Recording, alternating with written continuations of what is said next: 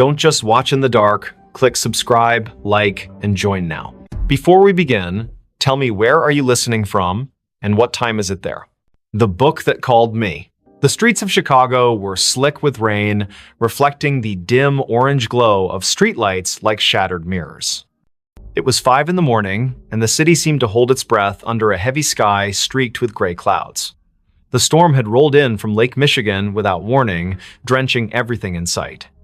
Victoria Evans stood on the corner of Wabash Avenue, clutching her coat tighter around herself as she waited for the traffic light to change.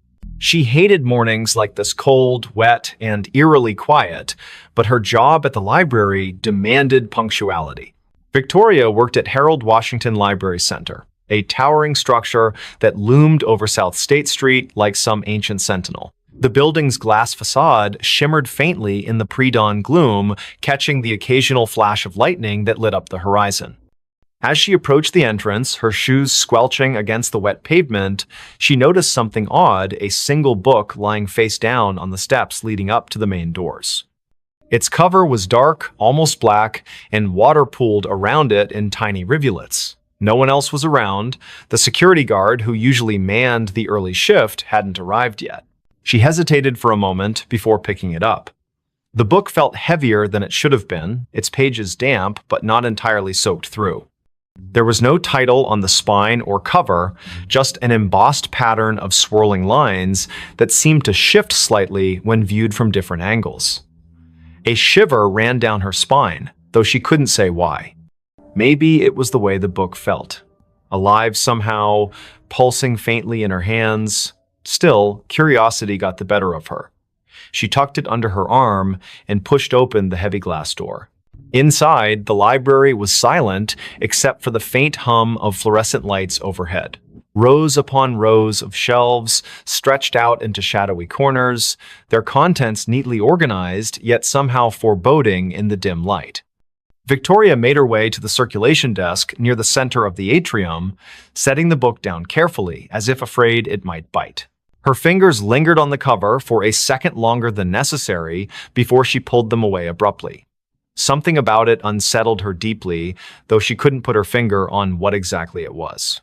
Her co-worker, Daniel Harris, arrived shortly after, yawning loudly as he shuffled toward the desk.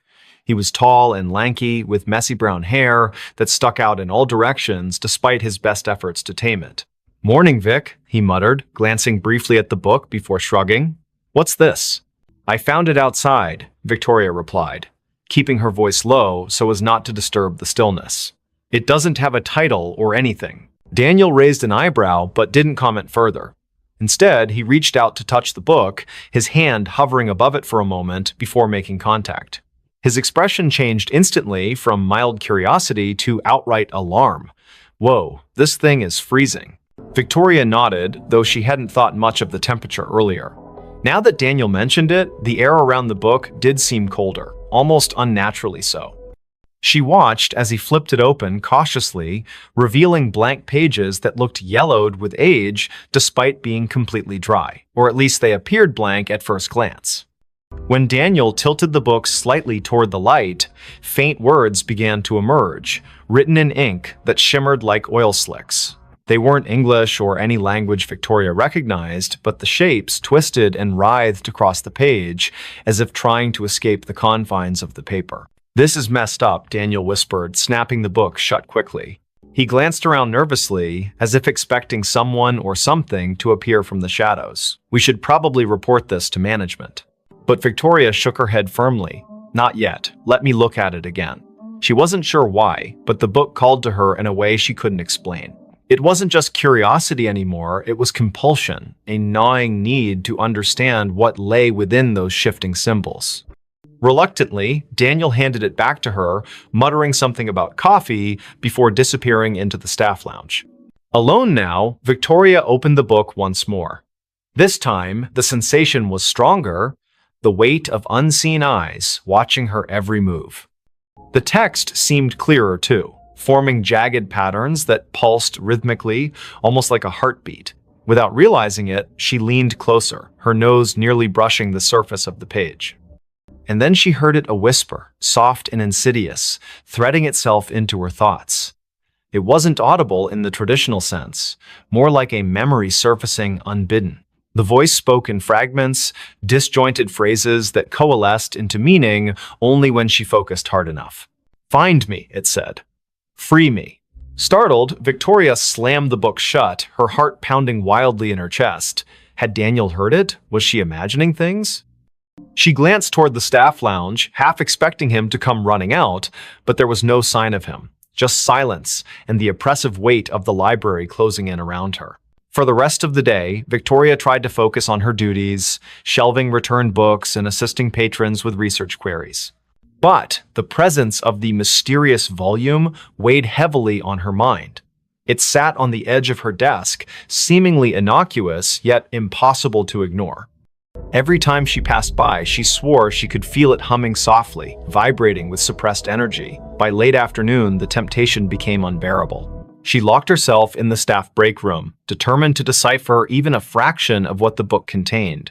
The whispers returned almost immediately, louder this time, overlapping each other until they formed a cacophony of voices. Some pleaded for help, others screamed in agony, while a few laughed maniacally. Victoria pressed her palms against her ears, shaking her head violently to block them out. But the sound wasn't external, it came from inside her own skull, burrowing deeper with each passing second. Tears streamed down her face as she forced herself to concentrate, tracing the intricate patterns on the page with trembling fingers. Slowly, painstakingly, the symbols began to rearrange themselves, forming words she could finally understand. "They seek you," the text read. "They hunger." Before she could process what it meant, the lights flickered violently, plunging the room into darkness. A low rumble echoed through the building, like distant thunder, but somehow wrong, unnatural.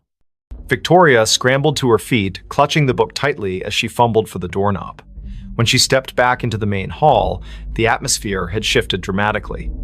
Shadows danced along the walls where none should exist, twisting and contorting into grotesque shapes. The air smelled metallic, tinged with decay.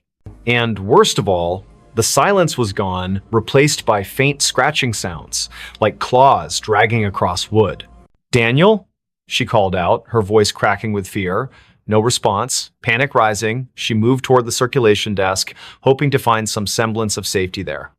But as she rounded the corner, she froze. The shelves lining the aisles were no longer filled with books, they were empty, hollow husks stretching endlessly into the gloom. Where had everything gone? What was happening? A sudden movement caught her eye, a figure darting between the rows ahead. It was small, hunched over, moving with jerky, unnatural motions. Victoria backed away instinctively, clutching the book to her chest like a shield. The figure stopped abruptly, turning to face her. Its head tilted sideways, impossibly far, joints cracking audibly. Then it lunged. She screamed, stumbling backward as the creature skittered forward on all fours, its limbs elongated and spider-like. Its face, if it could be called that, was featureless save for a gaping maw lined with needle-sharp teeth. The thing moved faster than she thought possible, closing the distance between them in seconds. Just as it leapt toward her, Victoria threw the book at it in desperation. The impact sent it sprawling, screeching in pain as smoke rose from where the tome had struck its body. Seizing the opportunity, she bolted toward the exit. Outside, the rain had intensified, soaking her instantly as she sprinted down the steps. Thunder boomed overhead, drowning out the sound of her frantic footsteps. She didn't stop running until she reached her car, slamming the door shut behind her and locking it with shaking hands. Breathing heavily, she glanced at the passenger seat and froze. The book sat there, dripping wet, its cover cracked open slightly to reveal glowing symbols etched onto the inner pages. "No," she whispered, reaching out tentatively. "How did you?" The car rocked violently as something slammed into the roof, denting the metal inward. Another crash followed, then another, accompanied by guttural growls that reverberated through the vehicle. Victoria ducked low, covering her head as shards of glass rained down from the shattered windshield. Through the chaos, she saw the library in the distance, its windows pulsing with sickly green light. The book vibrated fiercely in her lap, urging her to return. Against her better judgment, she obeyed. Back inside, the scene had changed again. The aisles were intact now, stocked with books as if nothing had happened, yet the oppressive feeling lingered, thicker than ever. The whispers grew louder, converging into a single voice that spoke directly to her. "You cannot run," it hissed. "You are mine now." Victoria spun around, searching for the source, but found only emptiness. Until she saw him, the man standing at the end of the aisle, partially obscured by shadows. He wore a tattered suit, his skin pale and translucent, eyes sunken and hollow. In his skeletal hands, he held a copy of the same book she carried. "Michael Parker," he rasped, taking a step closer. "I've been waiting." And then the world dissolved into darkness. When Victoria awoke, hours later, she was seated at the circulation desk. The library was empty, bathed in the golden light of dawn filtering through the windows. For a moment, she thought it had all been a nightmare. But when she looked down, the book lay open before her, its pages filled with fresh writing. "They will come for you next." Slender Man stalked my family. It was a summer evening in the small town of Willow Creek, nestled deep within the dense forests of Maine. The sun had dipped below the horizon, casting long shadows across the landscape and painting the sky with hues of orange and purple. At 8:30 p.m., the air was cool but humid, carrying with it the earthy scent of pine trees and damp soil. Inside their modest home on Maple Lane, the Thompson family, Michael, his wife Emily, and their two children, 8-year-old Jake and 5-year-old Lily, were settling in for the night. The house itself was unremarkable, a typical suburban dwelling with white walls, wooden floors, and large windows that offered a view of the sprawling forest behind their property. But tonight, those windows would become more than just glass pans. They would serve as portals to something far darker, lurking beyond the tree line. Little did the Thompsons know, their peaceful evening was about to take a terrifying turn. As Michael sat at the kitchen table grading papers from his job as a high school teacher, Emily busied herself washing dishes in the sink. Jake and Lily played quietly in the living room, giggling as they built a tower out of blocks. The atmosphere was calm, almost serene, until Jake suddenly froze mid-laugh. His wide eyes stared intently toward the window beside him, his little hands clutching the block tightly. "Mom? Dad?" He called out hesitantly, his voice trembling slightly. Is someone outside?"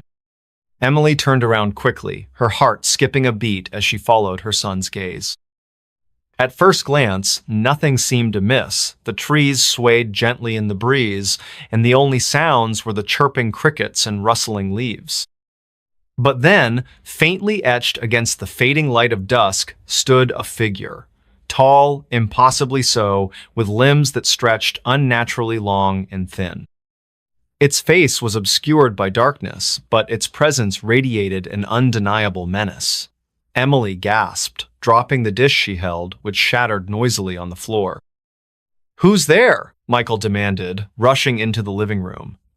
He grabbed the flashlight resting near the door, flicking it on instinctively. The beam of light illuminated the yard, revealing nothing but empty space where the figure had been moments before. Yet, despite its disappearance, the sense of unease remained palpable, hanging heavy in the air like a storm cloud ready to unleash chaos. Jake clung to Emily's leg, tears streaming down his cheeks as he whispered, "He was watching us." He looked right at me. Lily, too young to fully grasp what was happening, simply hugged her brother tightly, her own fear mirroring his. Michael scanned the perimeter through the windows again, his jaw clenched tightly. "Stay inside," he instructed firmly. "I'll check around the house." Grabbing a baseball bat from the garage, Michael ventured cautiously into the backyard. The moon had risen higher now, bathing the area in silvery light. Every shadow appeared sinister, every movement suspicious. As he rounded the corner of the house, his breath caught in his throat. There, standing motionless beneath the towering oak tree, was the figure once again.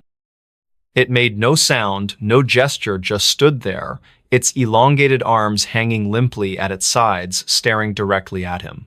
Michael stumbled backward, nearly dropping the bat as panic surged through his veins. "What do you want?" he shouted, his voice shaking despite his efforts to sound brave. The figure didn't respond, nor did it move closer. Instead, it tilted its head slightly, an action so unnatural it sent shivers down Michael's spine. Without waiting for another moment, he sprinted back inside, slamming the door shut behind him and locking it securely. Inside, the family huddled together in the living room, hearts pounding wildly. "We need to call the police," Emily suggested, reaching for her phone. But when she dialed, the line was dead, no signal, no connection. Panic began to spread like wildfire among them. "Try the landline," Michael urged, already moving furniture to barricade the front door.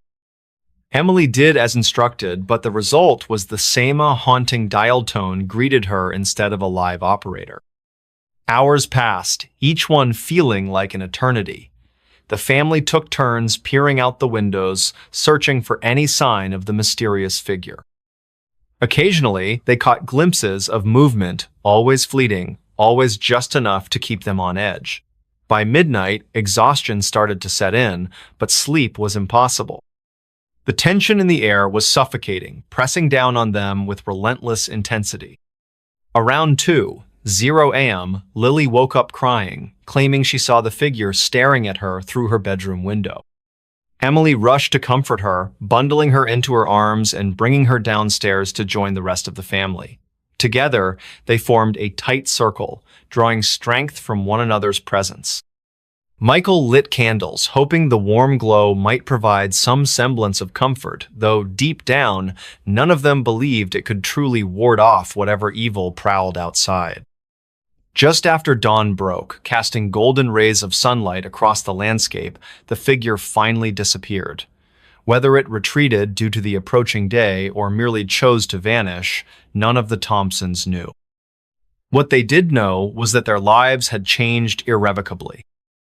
That night marked the beginning of a series of unsettling events, strange noises in the attic, missing items appearing in odd places, and eerie whispers echoing through the halls when no one else was present.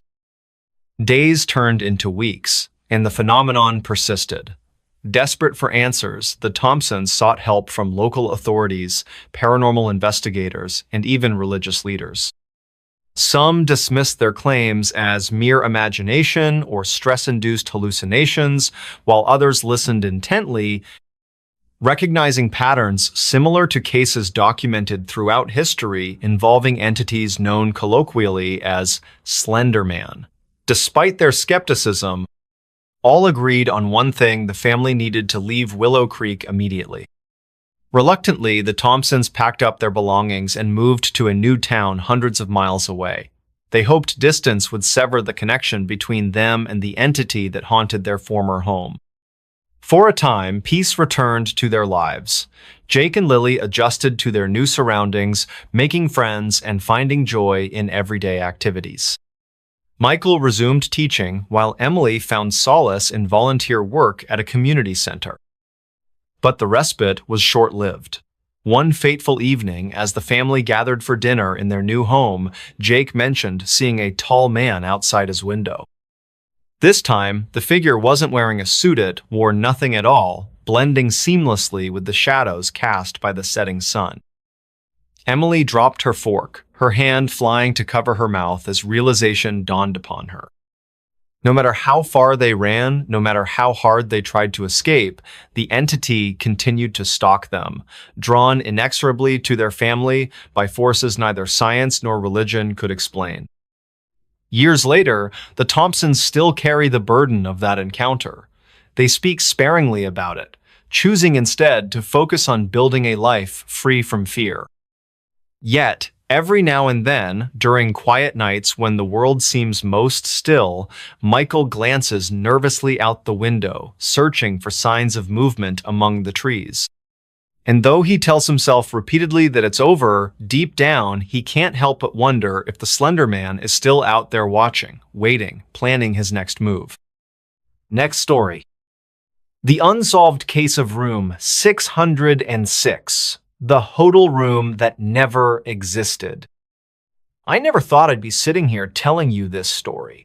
It's not something anyone would believe if they hadn't experienced it themselves. But the truth is, some things in life are too strange to ignore. and room 606 was one of them. Let me start from the beginning. It all began with a phone call late one night, a voice on the other end that sounded like someone trying desperately to warn me about something I couldn't yet understand. "Don't go there," it whispered before disconnecting abruptly. At first, I dismissed it as a prank or just another sleepless night getting the better of me. But then, the emails started coming.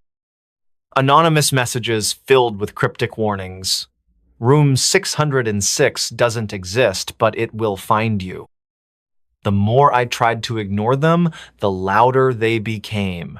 And eventually, curiosity got the better of me. You see, I'm a journalist by trade, and stories like these are my bread and butter.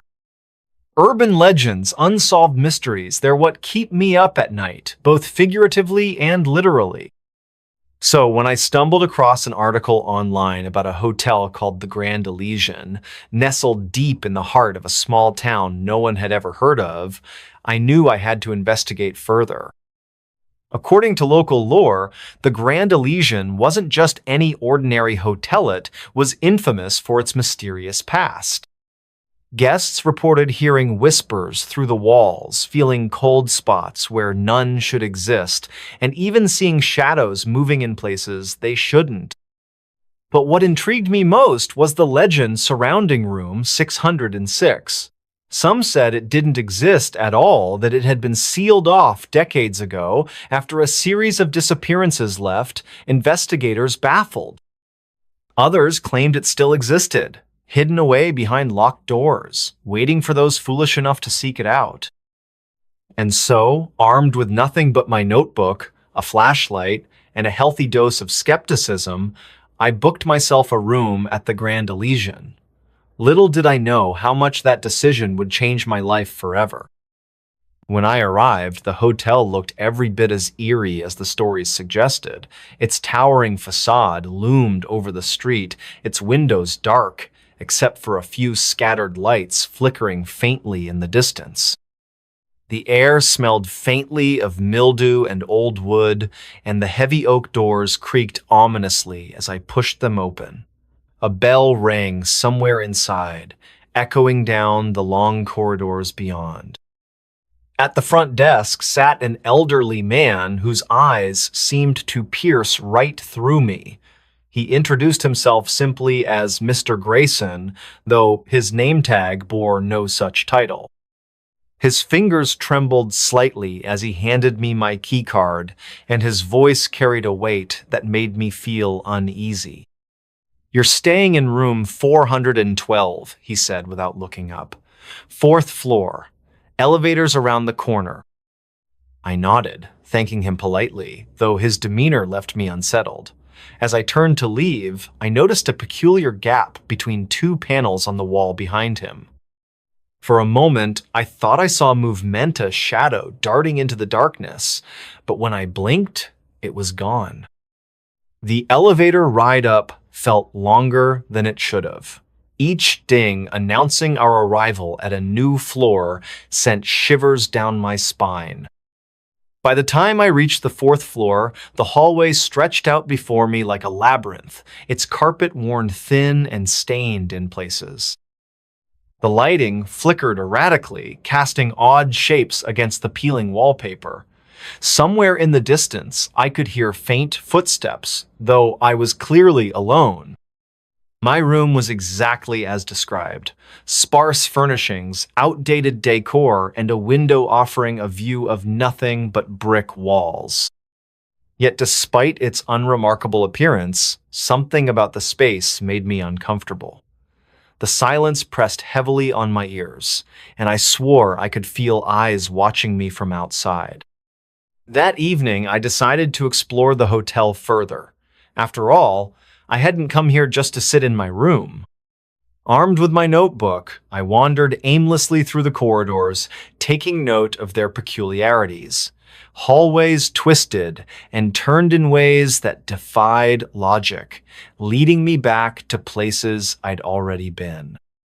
Doors appeared where none had existed moments before, only to vanish again once I approached. It was maddening and utterly fascinating. Then came the whispers. At first, I thought they were coming from within my own mind, echoes of paranoia brought on by the oppressive atmosphere. But soon, I realized they weren't imagined. They were real soft murmurs drifting through the vents, voices speaking languages I couldn't recognize. My heart raced as I followed the sound, drawn deeper into the bowels of the building. And then, I found it. Room 606.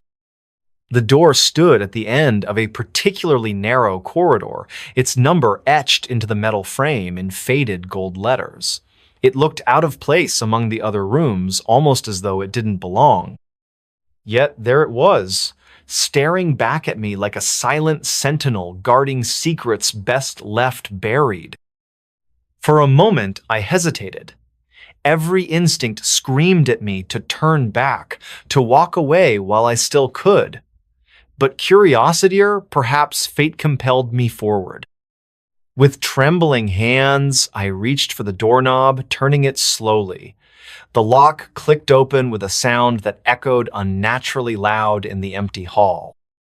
Inside, the world shifted. Room 606 defied explanation. The walls seemed to breathe, expanding and contracting as though alive. Shadows danced across the floor in patterns that made no sense, and the furniture appeared to rearrange itself whenever I glanced away. Objects from different eras cluttered the space, a rotary phone sitting next to a modern laptop, antique vases standing beside plastic cups. Time itself felt distorted here, stretching and compressing until I couldn't tell whether minutes or hours had passed. But worst of all were the faces. In the mirrors lining the walls, reflections stared back at men o' my own, but those of strangers, men, women, children, all frozen in expressions of terror. Their lips moved silently, forming words I couldn't quite catch. And then, slowly, they began to speak. "Help us." Their voices overlapped, creating a cacophony of pleas and warnings. My head throbbed painfully as I backed away, desperate to escape, but the door was gone. Where it had once stood now lay only a blank wall, smooth and impenetrable. Panic set in as I realized I was trapped. Hours or maybe days passed in that room, or perhaps no time at all. I lost count, unable to distinguish reality from nightmare. The whispers grew louder, more insistent, until they consumed everything. Memories surfaced unbidden, scenes from my past replaying endlessly in vivid detail, each recollection cut deeper than the last, unraveling threads of guilt and regret I thought long buried. And then, just as suddenly as it had begun, it ended. The room dissolved around me, replaced by the familiar sight of the hotel hallway. The door to room 606 hung open, though I couldn't recall leaving. Shaking uncontrollably, I stumbled back to my own room, collapsing onto the bed as tears streamed down my face. Days later, I returned home, determined to put the ordeal behind me. But the memories lingered, haunting me in ways I couldn't explain. When I tried to recount my experience to others, they dismissed it as nonsense. No one believed Minot, even myself sometimes.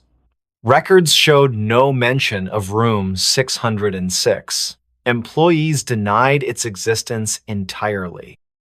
Yet deep down, I knew it was real. Because every night, as I lie awake in the dark, I can still hear the whispers calling my name. And sometimes, when I least expect it, I swear I see the number 606 carved into the walls of my own apartment. Next story. Time didn't exist here, but I was still awake. Hello? Can anyone hear me? My name is Alex. This isn't going to make much sense at first, but I need to tell someone what happened, what's still happening. Because, if you're listening to this right now, then it might already be too late. It started with a walk, just a simple hike through the woods behind my house. You know how it goes, you take a shortcut home after work, or maybe you're trying to clear your head after a long day. That's all it was supposed to be, a quiet escape from reality. But something about that forest felt different today. Wrong, almost. The air smelled stale, like it hadn't moved in years. The trees stood unnaturally still, their branches twisted into shapes that looked more like claws than growth patterns, and there were no birds. No insects buzzing around me, just silence. Thick, heavy silence. I should have turned back when I noticed the first sign, but who could have guessed? Let me rewind for a moment and explain exactly where everything went sideways. So here's the thing about forests, they all look the same at first glance. Tall trunks, dense canopies, patches of sunlight filtering down through gaps above. It's easy to think you're heading somewhere familiar until you realize you're not. I stumbled upon a trail I'd never seen before, or at least I don't remember seeing it. It wasn't marked on any maps I'd ever studied, and yet there it was, a narrow dirt path winding deeper into the woods, lined with moss-covered stones. My curiosity got the better of me, as it always does. Before I knew it, I was following the trail farther and farther away from civilization. At first, nothing seemed unusual. The sun cast golden beams across the forest floor, dappling the ground with light. Birds chirped softly in the distance. Everything appeared normal, almost peaceful. But then, things began to shift. The light stopped moving. Wait. Let me clarify, that doesn't mean the forest grew darker. Quite the opposite, actually. The sunlight stayed fixed in place, hovering over the exact same spot on the ground, hour after hour. At least, that's what it felt like. Hours passed or so, I thought, but the shadows refused to budge. They remained frozen, trapped in time itself.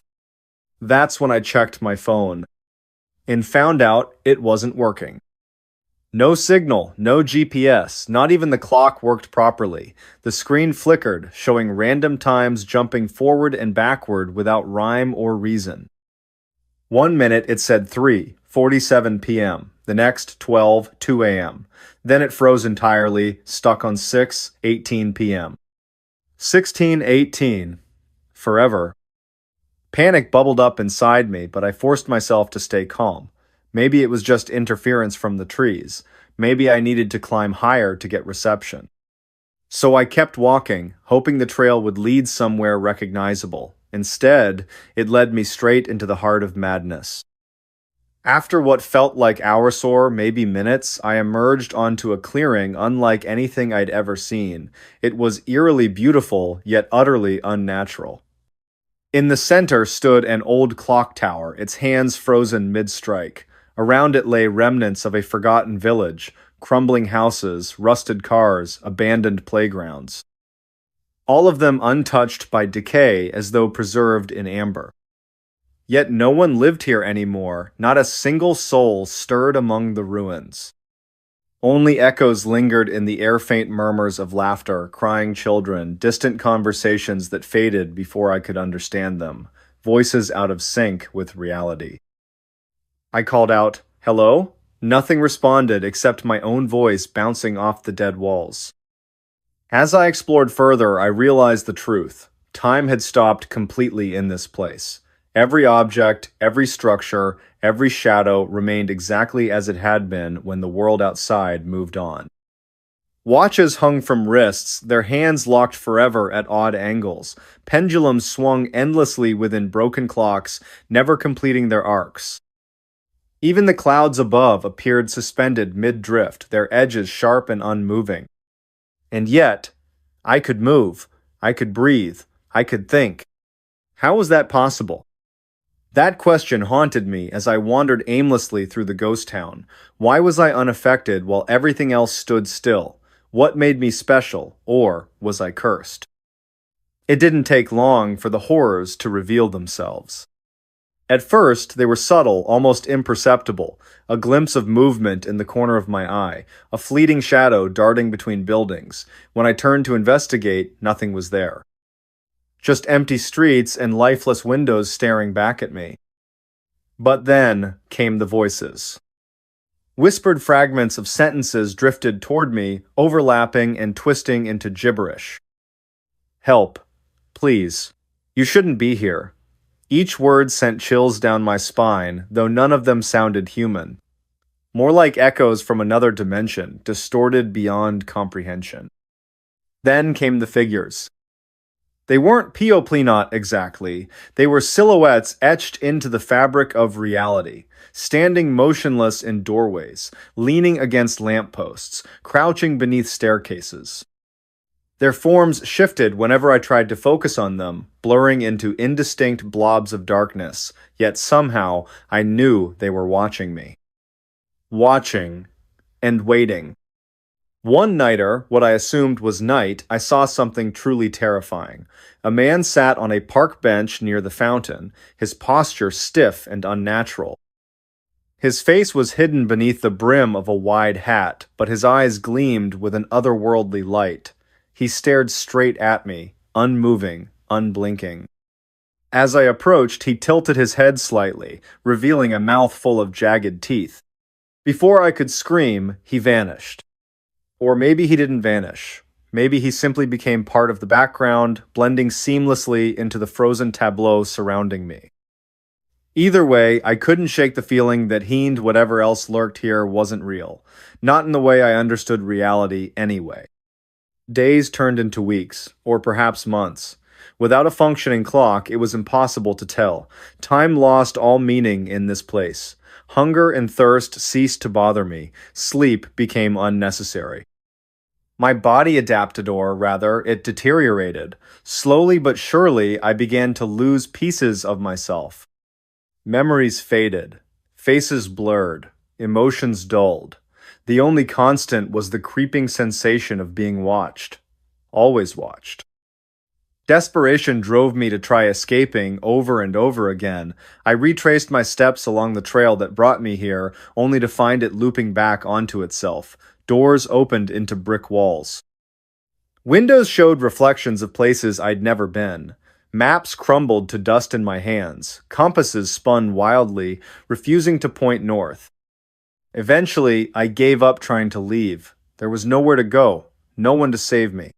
That's when the hallucinations started. At first, they were mild just flashes of color or strange smells wafting through the air. Then came the sounds. Footsteps trailing behind me, doors creaking open, whispers growing louder in my ear.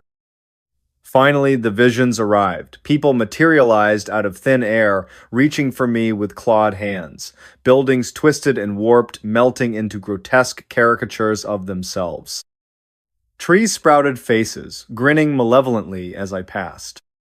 Was I losing my mind, or was this place feeding off my fears, manifesting them into tangible nightmares? One day, or maybe it was the same day, repeating endlessly, I stumbled upon a journal tucked inside a dusty bookshelf in one of the abandoned houses.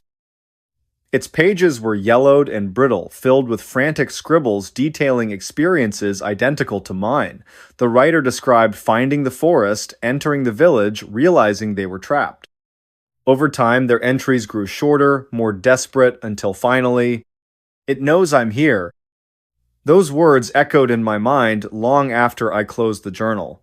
Or, what was it? And why did it want us here? The answer hit me later, during another endless loop through the village. While examining the clock tower more closely, I noticed something I hadn't seen before: carvings etched into the stone base. Symbols resembling ancient runes spiraled upward, forming intricate patterns that pulsed faintly with an inner glow. As I touched them, visions flooded my mind. I saw others like medicines, hundreds, maybe thousands, Saul caught in this timeless prison. Some screamed, others wept. A few smiled serenely, accepting their fate. Each vision ended the same way, a figure cloaked in shadows stepping forward, pulling the victim into darkness. When the visions faded, I understood. This place wasn't meant to trap us, it was meant to harvest us. Our consciousness, our memories, our very essence fed whatever entity resided here. We were its fuel, sustaining its existence in a realm outside of time. And I was next. If you're hearing this, then I failed. Somehow, you found your way here just as I did. Please, don't make the same mistake. Find a way out. Leave immediately. Don't let it see you. Whatever you do, don't touch the symbols on the clock tower. I wish I could warn you more, but my time is running out, or rather, it's stopping altogether. The shadows are closing in. I can feel them dragging me under, pulling me apart piece by piece. Just promise me one thing. Tell someone about this place. Make sure they know it exists. Maybe someday, someone will figure out how to stop it. Goodbye. Next story. The eyes behind the barn wall. The wall watched me back. It started with a letter, a plain white envelope that arrived at my door one morning, its edges worn and creased as though it had been passed through countless hands before reaching mine. My name was scrawled across the front in shaky handwriting letters, slanted and uneven, like they'd been written by someone who hadn't held a pen in years. Inside was even stranger. No greeting, no explanation, just a single sentence typed on yellowed paper. Take care of what's yours. Beneath it, an address I didn't recognize. I stared at the note for a long time, trying to figure out who would send me something so cryptic. Then I noticed the postmark came from a place called Willow Hollow, a tiny farming town nestled deep in the countryside, somewhere I'd never heard of until now. That night, I couldn't sleep. Every time I closed my eyes, I saw those words again. Take care of what's yours. It felt personal, urgent even. By sunrise, curiosity, or maybe something darker, had won. I packed a bag, grabbed the keys to my car, and set off toward Willow Hollow. The drive took hours. The roads grew narrower the farther I went, twisting through dense forests and rolling fields dotted with cattle grazing lazily under the pale autumn sun. When I finally reached the address on the letter, I found myself staring at a crumbling farmhouse surrounded by overgrown weeds. The paint was peeling, windows cracked, and vines snaked their way up the sides of the house like veins spreading beneath skin. But it wasn't the house that caught my attention first. Off to the side, partially hidden behind tall grasses, stood the barn. An old red structure, faded but still standing tall against the weight of decades. There was something about it, something unsettling. Even from a distance, it seemed unnaturally quiet, as if everything around it had fallen silent just to let me notice it. As I approached, the air grew colder. Not the kind of chill you get from walking into shade, but deeper, heavier, like stepping into a memory you'd rather forget. The barn doors creaked open as I pushed them, revealing rows of dusty tools hanging crookedly on the walls, bales of hay stacked haphazardly in corners, and cobwebs strung between every beam. Everything smelled musty like damp wood and decay. For a moment, I hesitated. Something about this place made my stomach twist, not fear exactly, but unease, a nagging feeling that I shouldn't be here. But then I remembered the letter. Whatever this was, it belonged to me now, and so I stepped inside. At first, nothing seemed unusual, just another abandoned barn, left to rot while the rest of the world moved on. But as I wandered further, inspecting each corner, I began to notice things. Small details that should have been ordinary, but weren't. Like how the animals avoided certain areas. Outside, birds chirped and squirrels darted among the trees, but near the barn, they vanished. Even flies stayed away, leaving patches of dead silence scattered throughout the interior, or how some of the tools looked almost wrong. Rust formed faster on certain pieces, eating away at metal until it crumbled beneath your touch. Others were perfectly preserved, gleaming despite years of neglect. And then there was the wall. It was located near the back, opposite the main entrance. At first glance, it looked like any other part of the barn roof hewn planks nailed together, patched with newer wood where sections had rotted away. But when I stood close enough, I could feel it. A faint vibration, barely noticeable unless you were paying attention, like the wall itself was breathing or watching. I told myself I was being ridiculous. Old buildings settle, boards shift, wind whistles through cracks, it's all normal. Still, I couldn't shake the sensation that something was waiting behind that wall, watching me, waiting for me to turn around. Locals warned me about places like this. In the few days I spent exploring the property, I met several townsfolk who stopped by to introduce themselves or offer advice. Most spoke in hushed tones, glancing nervously at the barn whenever they mentioned it. "That barn was never right," said Mrs. Hargrove, a wiry woman with sharp eyes and a permanent frown. "People used to say strange things happened out there. Animals going missing, tools disappearing overnight. Best leave it alone if you ask me." Another man, Mr. Finch, nodded solemnly when I asked about the property. "I'd board it up if I were you," he muttered, avoiding eye contact. "Some places aren't meant to be fixed." Their warnings only fueled my curiosity. What could possibly make people so uneasy? Was it superstition or something more? It happened late one evening. I'd been working on clearing debris from the barn, hoping to salvage whatever materials I could find. As I leaned against the wall near the back, taking a break, I noticed something odd.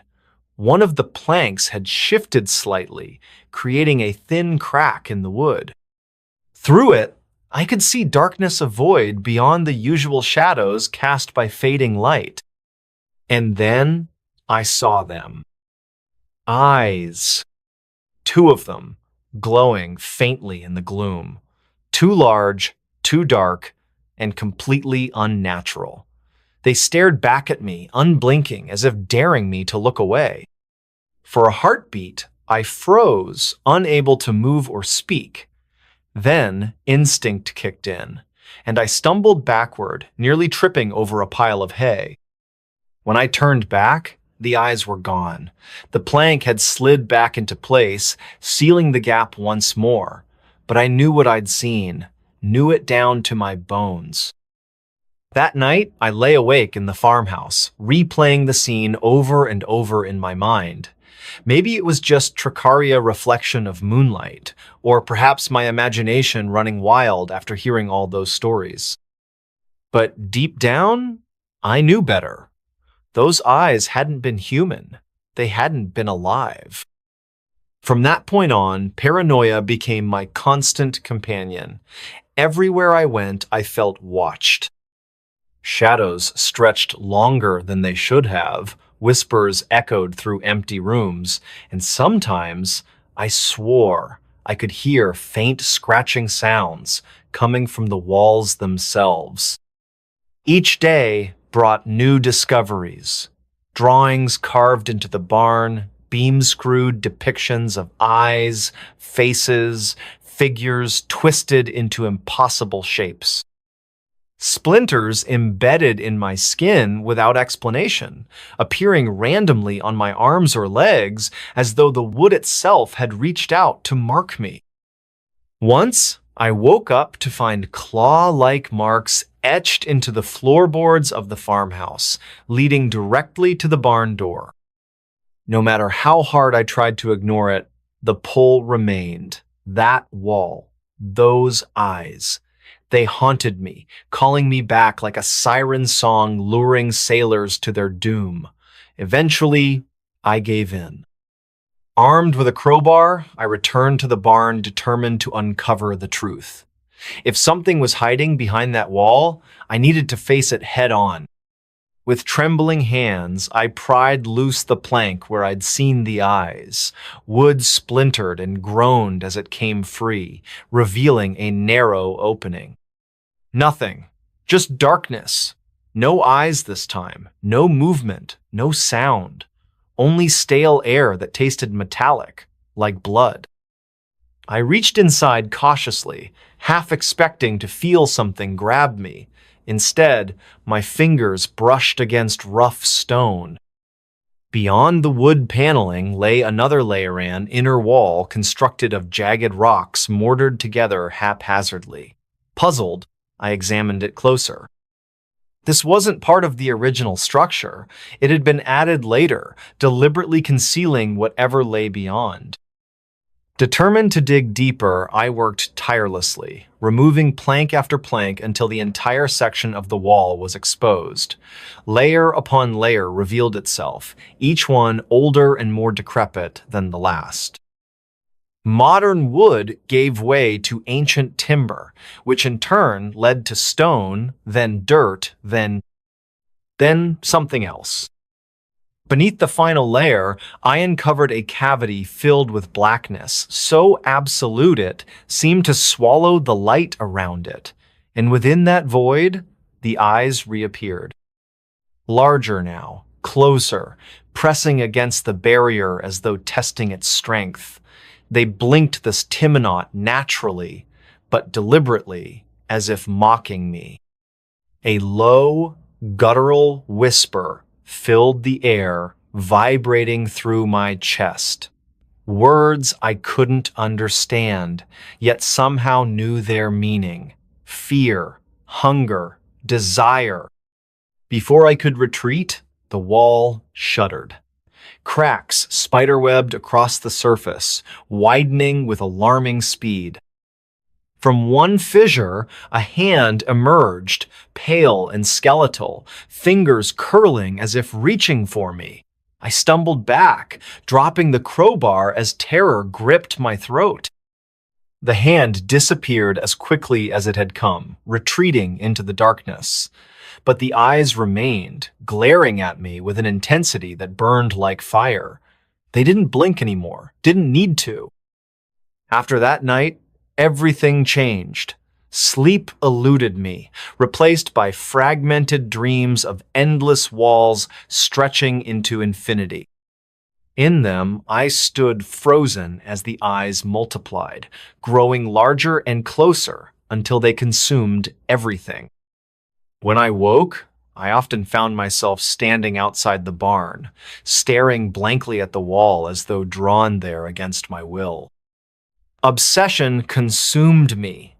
Each day, I returned to the barn, chipping away at the wall piece by piece, driven by a compulsion I couldn't explain. Sometimes, I thought I caught glimpses of myself reflected in the cracks, and it wasn't me. Not entirely. My face distorted, elongated, features warped into something monstrous. One evening, I realized I hadn't eaten or slept in days. My body ached, muscles twitching uncontrollably, yet I couldn't stop.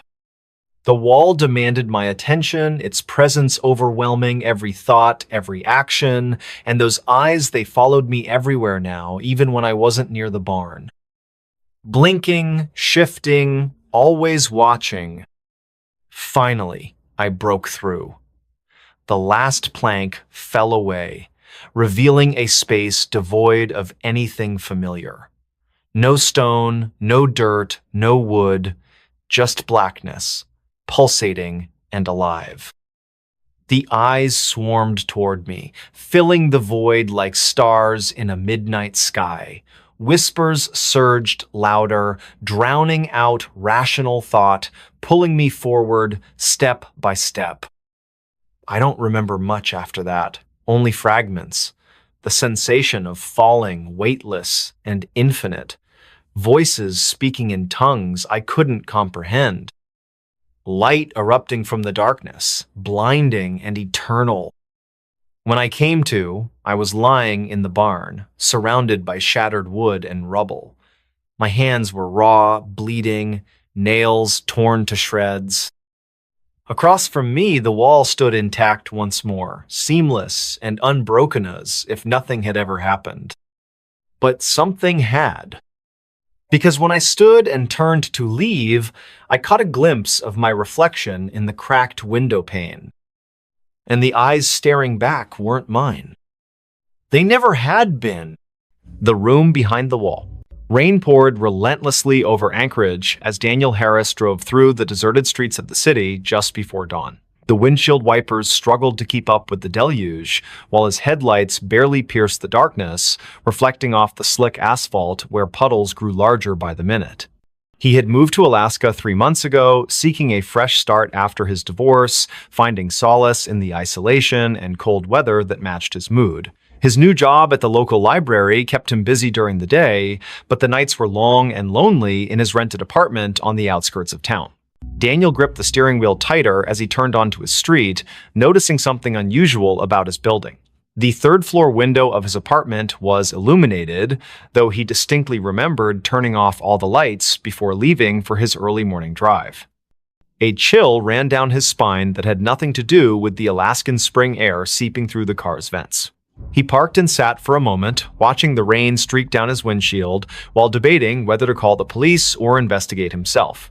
The rational part of his mind told him it was probably just a blown fuse or faulty wiring, but something about the yellow glow emanating from behind the curtains felt wrong. As he stepped out of the car, the cold rain immediately soaked through his jacket, and he could feel the water pooling in his shoes. The street was eerily silent except for the sound of rain hitting every available surface. No other cars passed by, no neighbors peeked out their windows. It was as if the entire neighborhood had been abandoned except for him and whatever waited inside his apartment. Reaching his door, he hesitated before inserting the key. The lock turned smoothly, too smoothly, as if someone had recently oiled it. Pushing the door open slowly, he called out, "Hello?" Though his voice barely rose above a whisper. The hallway light was on, which he definitely hadn't left that way. His heart pounded in his chest as he stepped inside, closing the door behind him with a soft click. The apartment seemed undisturbed at first glance. His coat still hung on the rack, his shoes remained neatly by the entrance, but something felt fundamentally different about the space. As he moved further into the living room, he noticed small details that sent warning signals through his mind.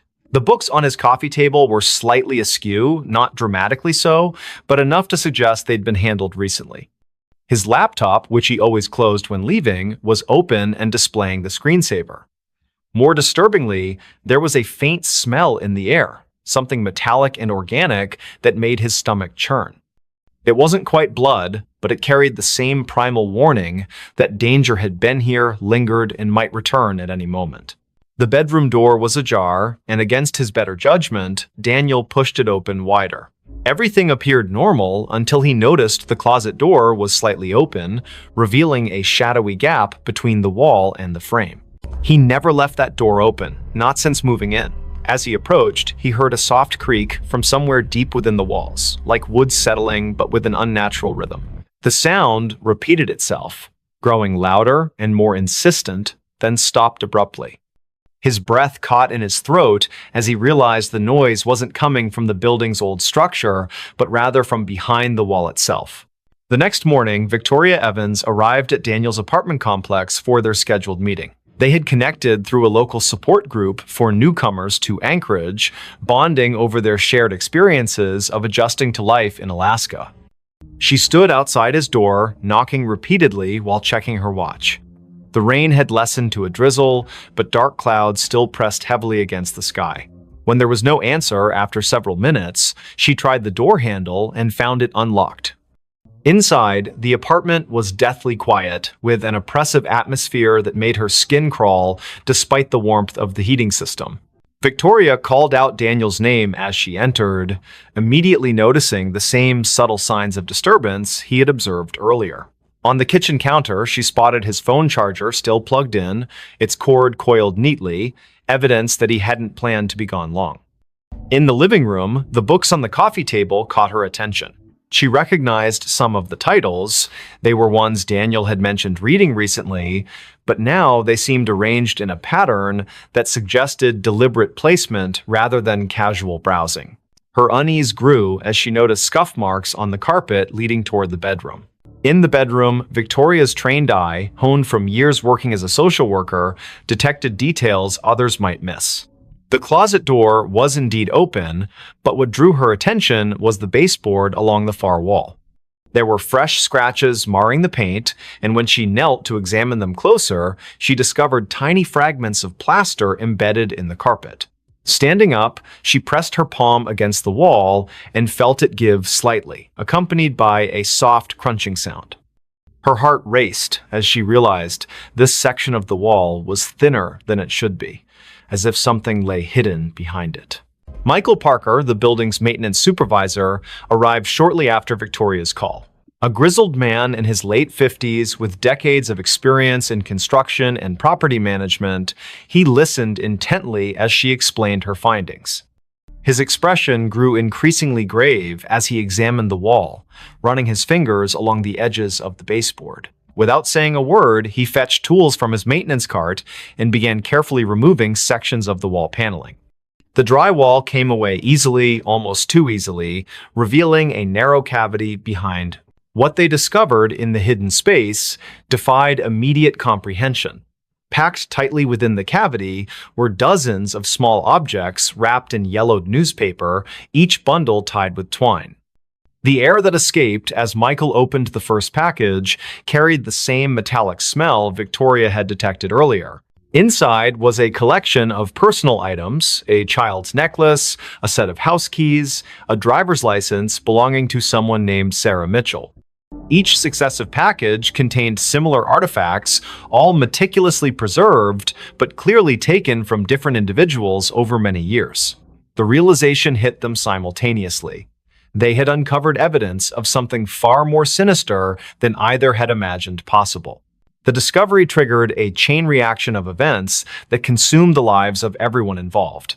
Local authorities descended upon the building, forcing residents to evacuate, while forensic teams worked around the clock.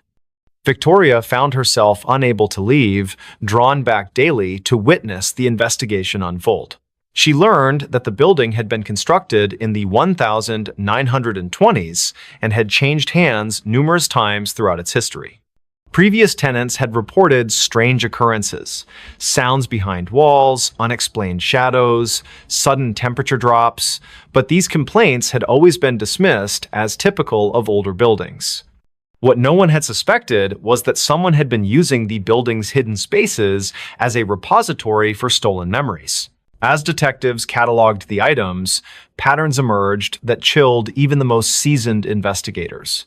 Many of the victims had disappeared without a trace, their cases eventually classified as cold files. Some had vanished decades ago, while others were more recent. The oldest item dated back to 1947, a silver locket containing a photograph of two young girls, while the newest was a smartphone manufactured only 3 years prior. The collection spanned generations, suggesting that whoever had been operating behind these walls had maintained their activities for nearly 75 years. The implications were staggering and raised questions about how such systematic predation could have gone unnoticed for so long. Daniel's disappearance added another layer of complexity to the case. Security footage from the building's lobby showed him returning home the previous night, but never leaving again. His car remained parked outside, and his personal belongings were still in the apartment. The only clue was a set of muddy footprints leading from his bedroom to the hidden cavity in the wall, prints that matched his shoe size exactly. Investigators theorized that he might have stumbled upon the collector in the act and become another victim, but without physical evidence, they couldn't confirm this theory. Victoria became obsessed with understanding the pattern behind the disappearances. She spent hours poring over police reports, cross-referencing dates and locations with historical weather data. A disturbing trend emerged. Nearly all the abductions had occurred during heavy rainstorms, particularly in spring when the days were shortest and visibility poorest. The timing suggested premeditation and intimate knowledge of both the building's layout and the routines of its occupants. Whoever had been collecting these artifacts understood human behavior well enough to predict when people would be most vulnerable. The building itself seemed to become more active as the investigation progressed.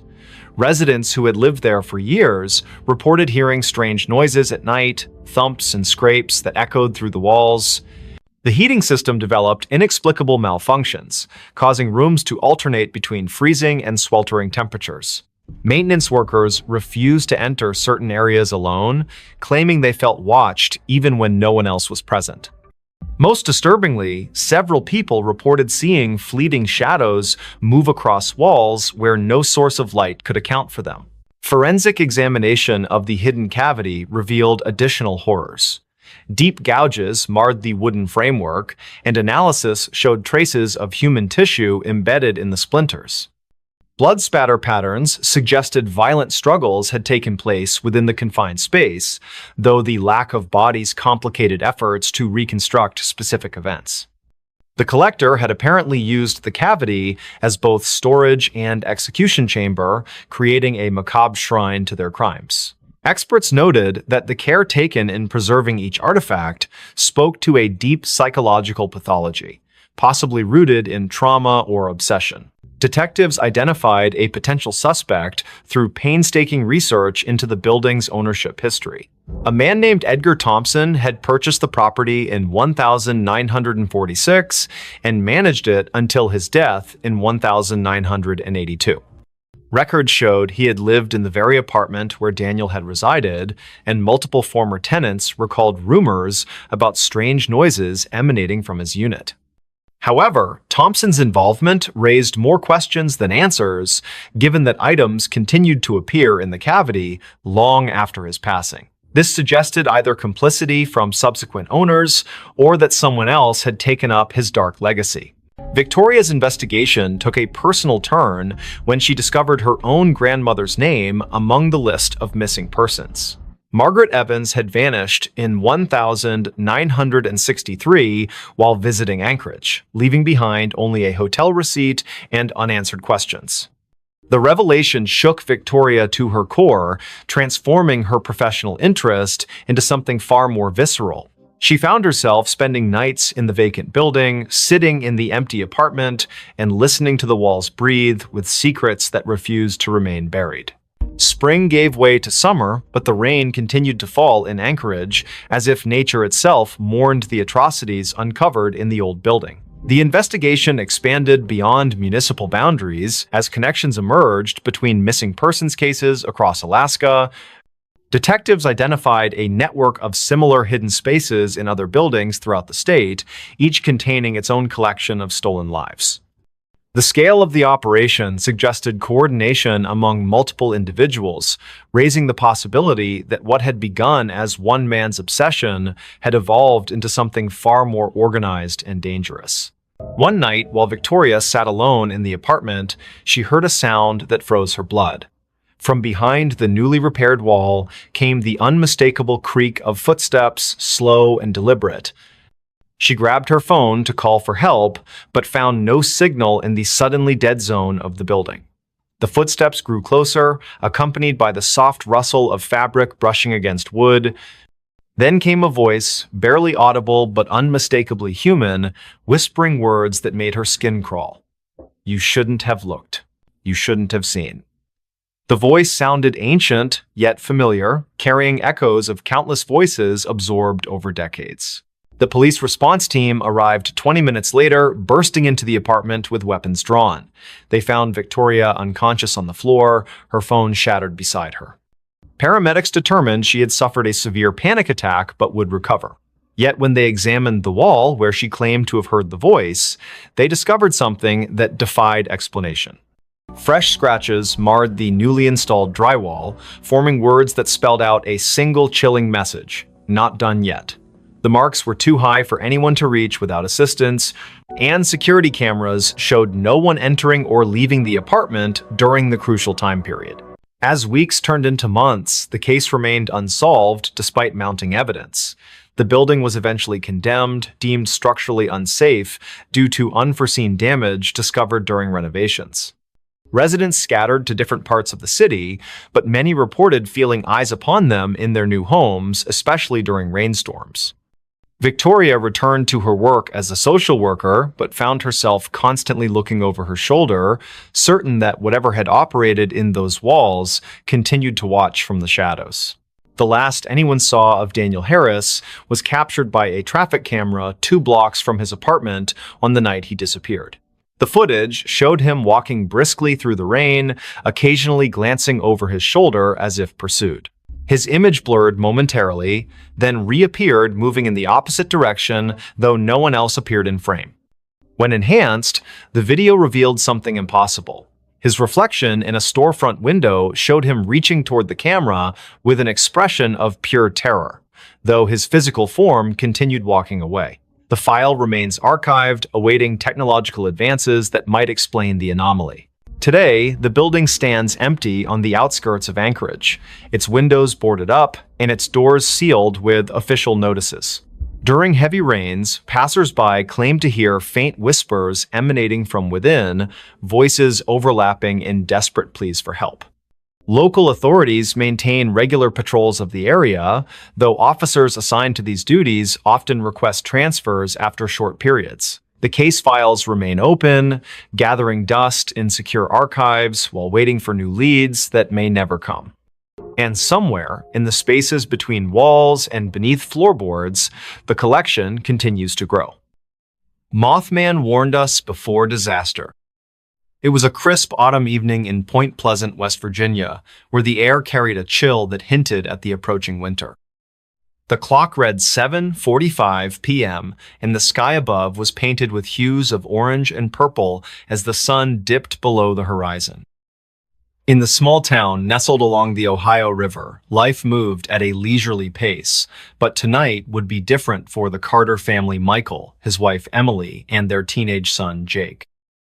Little did they know, an encounter with something extraordinary was about to change their lives forever.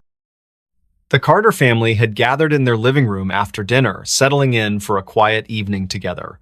Michael sat on the couch reading a newspaper while Emily worked on a knitting project nearby.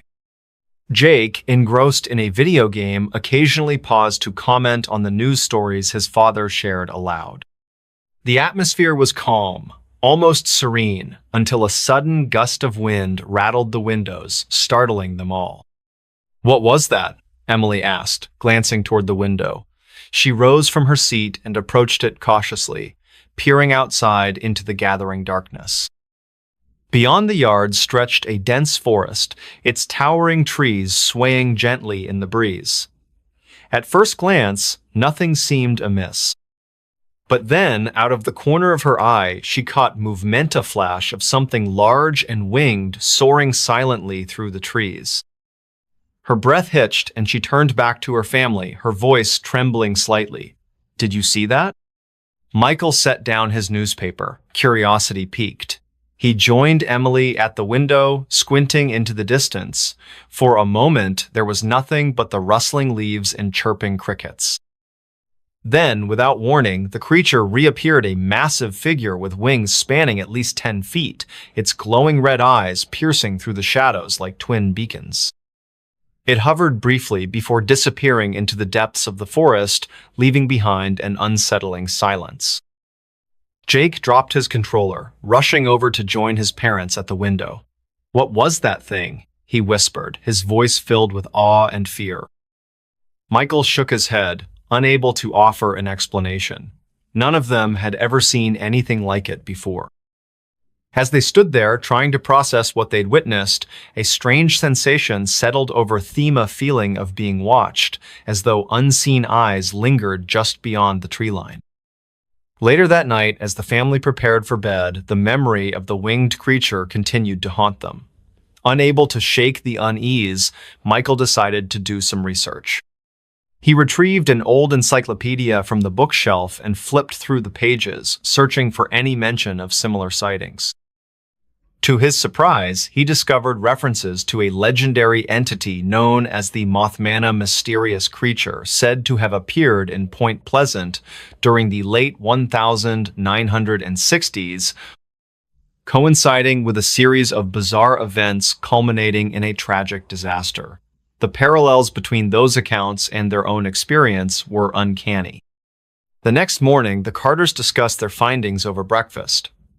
They agreed that the Mothman's reappearance couldn't be ignored. It felt like a warning, a sign of impending danger. Determined to uncover more information, they visited the local library where they met Mr. Jenkins, an elderly librarian who had lived in Point Pleasant for decades. His eyes widened when they mentioned the Mothman, and he nodded knowingly.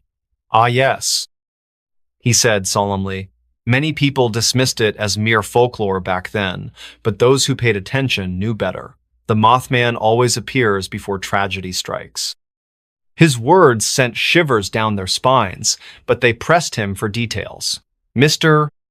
Jenkins recounted stories of other sightings of people describing the same glowing red eyes, the same silent flight, and the same ominous presence.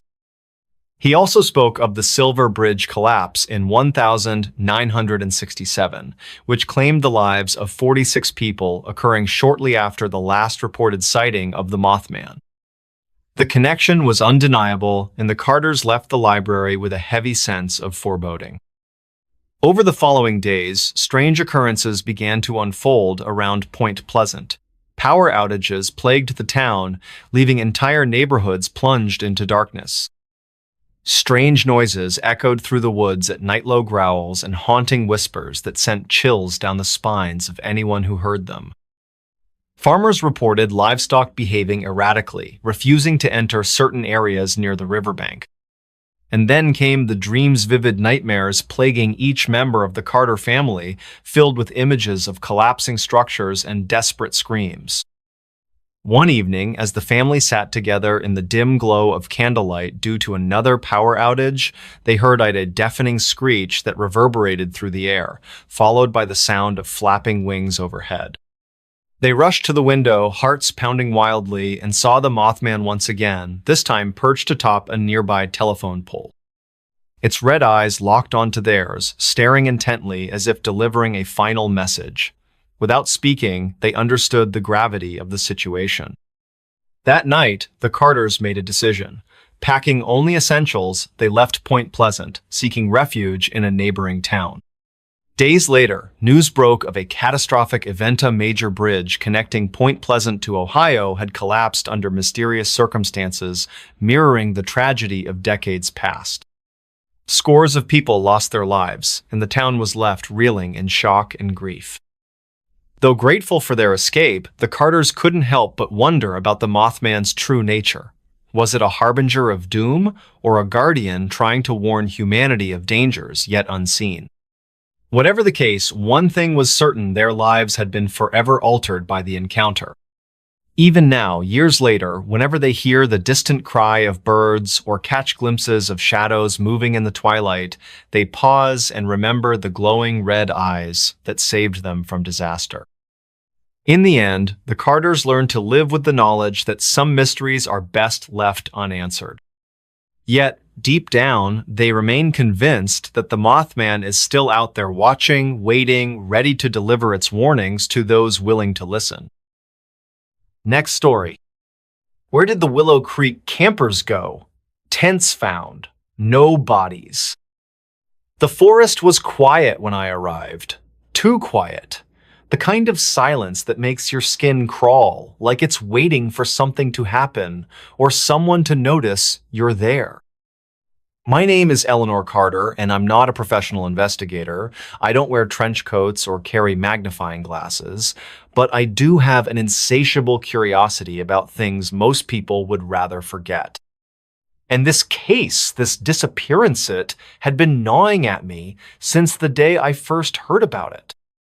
It all started with a group of friends, 6 in total, who decided to spend their weekend camping in Willow Creek, a remote forest nestled deep within the Appalachian Mountains, known more for its isolation than anything else.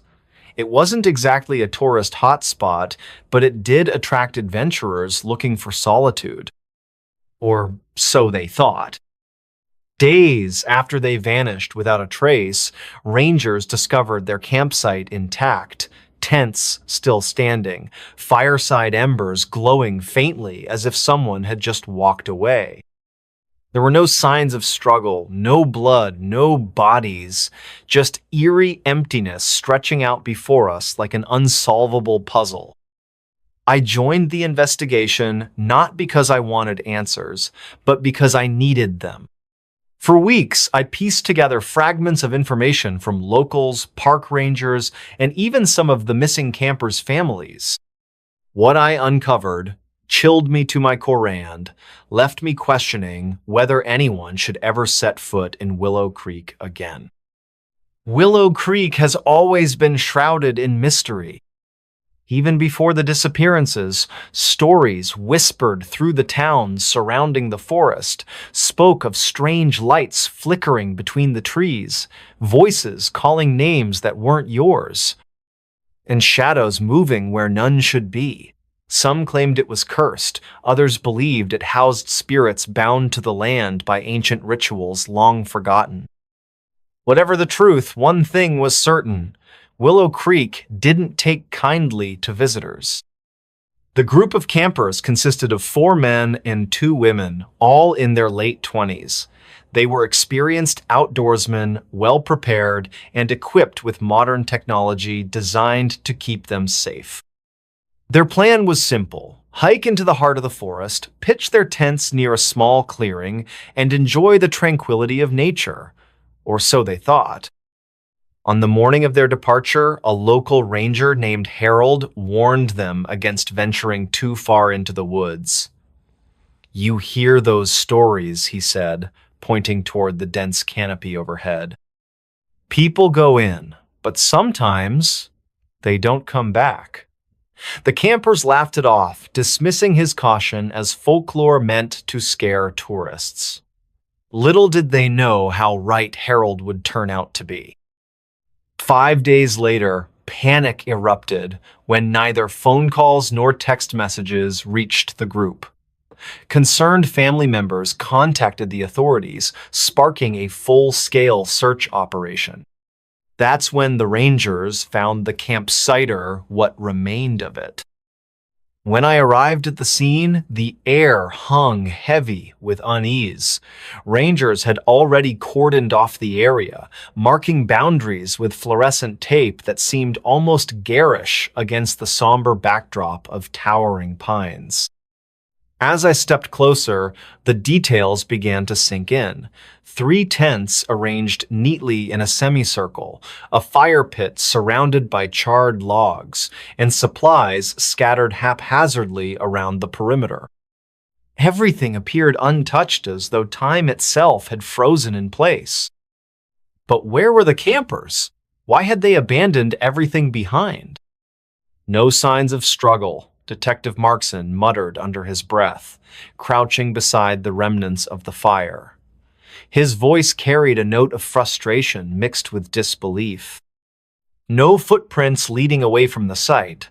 It's like they just disappeared. I knelt beside him, examining the ground closely. Sure enough, the soil bore no imprints beyond the immediate vicinity of the campsite. No scuffed boots, no dragged branches, nothing. It was as if the earth itself had swallowed them whole. As we explored further, another anomaly came to light. Every single electronic device belonging to the group lay abandoned nearby. Phones, cameras, GPS units all left behind, despite being essential tools for survival in such a remote location. Stranger still, several devices contained corrupted files, fragmented photos showing blurred shapes lurking at the edges of frames. audio recordings filled with static, punctuated by guttural whispers, and video footage that cut abruptly mid-action, leaving behind only black screens. One clip stood out in particular. Taken during the second night of their stay, it showed the group gathered around the fire, laughing and joking as flames danced merrily in the darkness. Then, suddenly, chaos erupted. Shouts echoed through the speakers, followed by hurried footsteps retreating into the woods. After that, the screen went dark. When playback resumed moments later, the camera angle shifted inexplicably, focusing on a cluster of trees bathed in an unnatural green glow. Before anything else could be seen, the recording ended. "What happened here?" I whispered, replaying the footage over and over, hoping to catch some clue hidden in plain sight. But each viewing only deepened the mystery. Local legends provided little comfort as I delved deeper into the history of Willow Creek. According to one tale, a hermit once lived deep within the forest centuries ago. Known simply as the Watcher, he was said to guard secrets buried beneath the earth's secrets best left undisturbed. Those who ventured too close often returned changed, haunted by visions of faces carved into bark or lights drifting silently among the trees. Another story told of a woman who wandered into the woods seeking solace after losing her child. She never returned, but villagers swore they could hear her cries echoing through the valleys on moonless nights. Some even claim to have seen her silhouette etched against the horizon, searching endlessly for what she had lost. These tales might sound like mere superstition, but when placed alongside the evidence at the campsite, they took on a sinister new meaning. Could the campers have stumbled upon something they weren't meant to find? Or were something that found them instead? To test these theories, I organized a small expedition into the forest myself, determined to retrace the campers' steps and uncover whatever force had claimed them. Alongside me traveled two fellow investigators, Sam, a seasoned tracker with years of experience navigating wilderness terrains, and Dr. Emily Chen, an anthropologist specializing in indigenous folklore. Our journey began uneventfully enough, following the same trail used by the missing group. At first, the forest seemed benign, picturesque expanse of verdant foliage swaying gently in the breeze.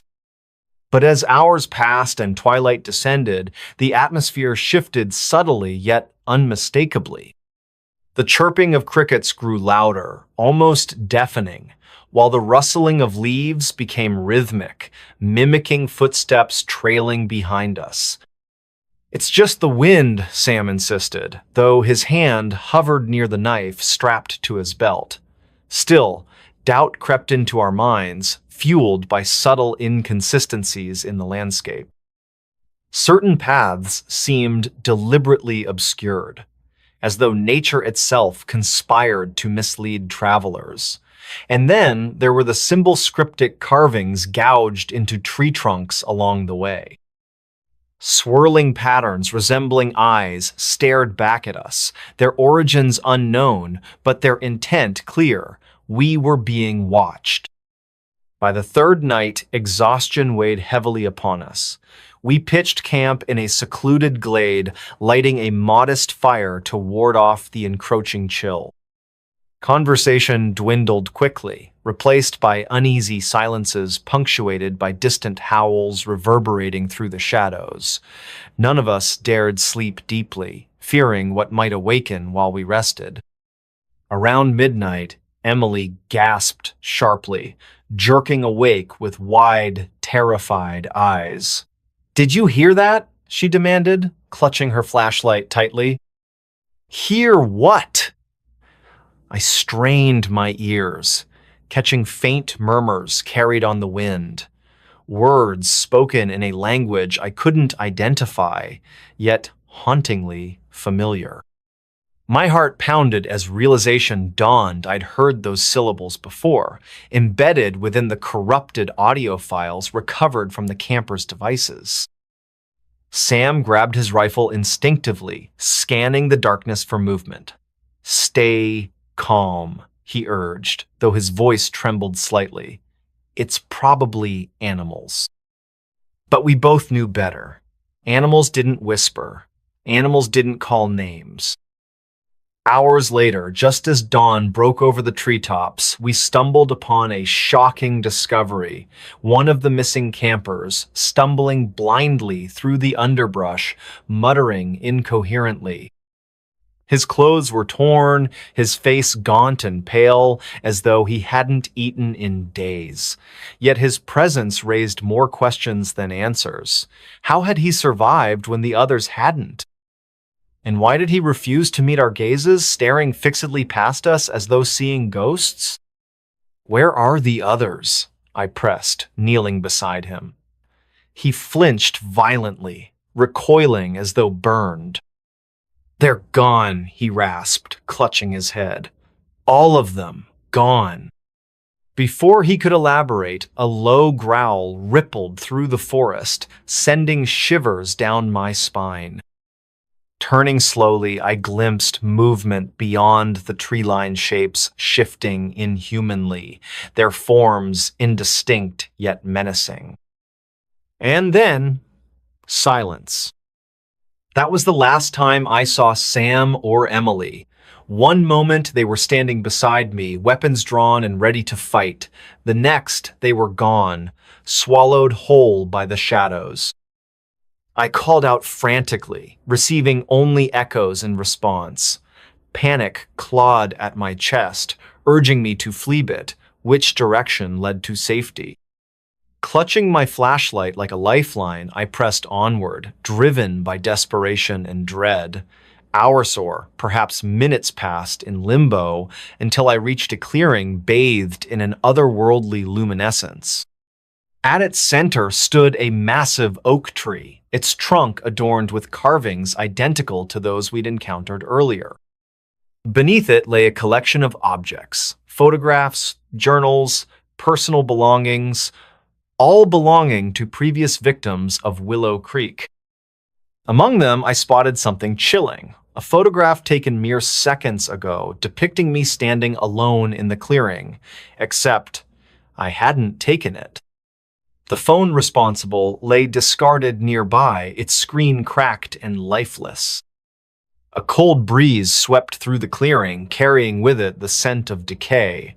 Behind me, laughter bubbled up a sound, both familiar and alien, resonating with malice. Spinning around, I froze, unable to tear my gaze away from the figures emerging from the darkness. They wore masks carved from wood, their eyes hollow pits reflecting nothing. Each step they took sent vibrations coursing through the ground, shaking the very foundations of reality. I tried to run, but my legs refused to obey, rooted firmly in place. Their leader stepped forward, raising a hand adorned with rings, bearing the same swirling designs etched into the trees. "You shouldn't have come here," it intoned, voice layered with countless others. "Now you belong." And then, darkness. Search parties combed the forest for weeks afterward, finding no trace of me or anyone else who entered Willow Creek that fateful night. Some say I'm still out there, trapped in limbo between worlds. Others claim I escaped, but chose to remain silent about what truly happened. Whatever the truth may be, one fact remains undeniable. Willow Creek claims its victims quietly, methodically, ensuring no one leaves unchanged. If you ever find yourself near its borders, heed the warnings of locals. Turn back, run, because once you cross its threshold, there's no turning back.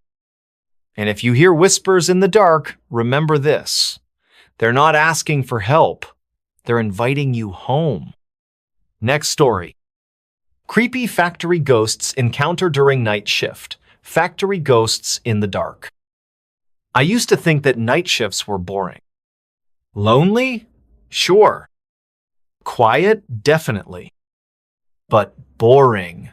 That was the whole appeal. No managers breathing down your neck, no coworkers interrupting your flow, just you, the machines, and time moving slowly. At least, that's what I believed until I took the job at Harlan Steelworks.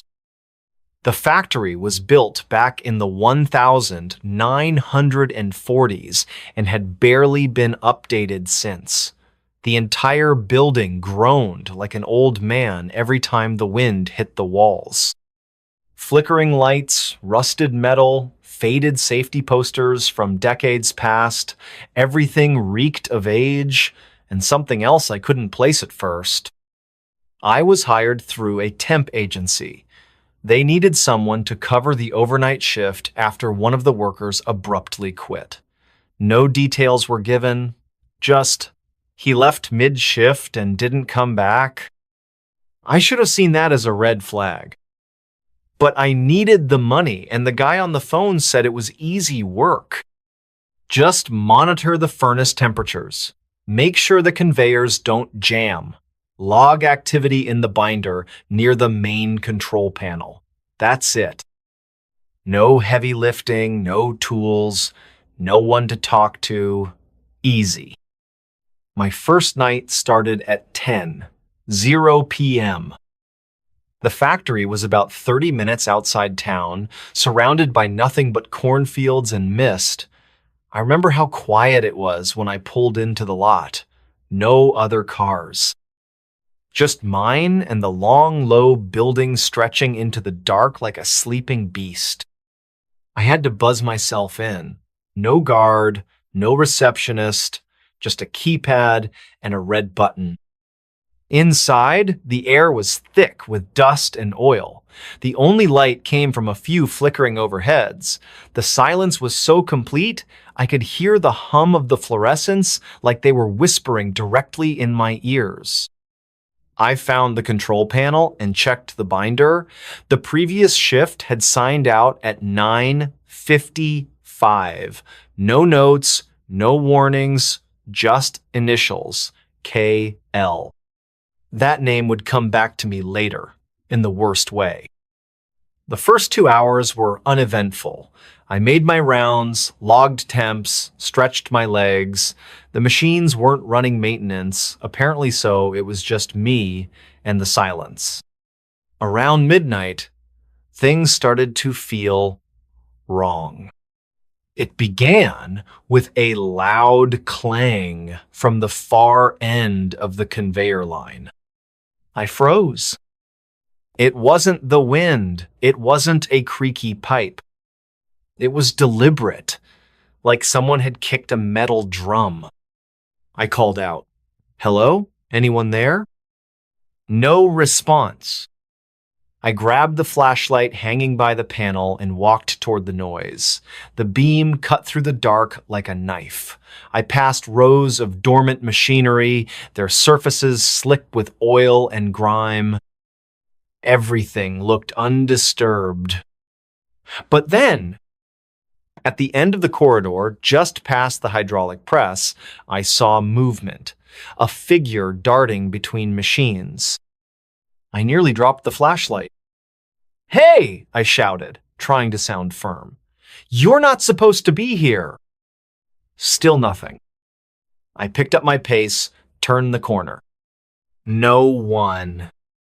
But I swear I heard breathing, labored, ragged breathing, right behind me. I turned fast. Just empty space. I tried to shake it off, told myself my eyes were playing tricks, maybe a rat, maybe my own reflection. But the dread didn't leave. It clung to me like cold sweat.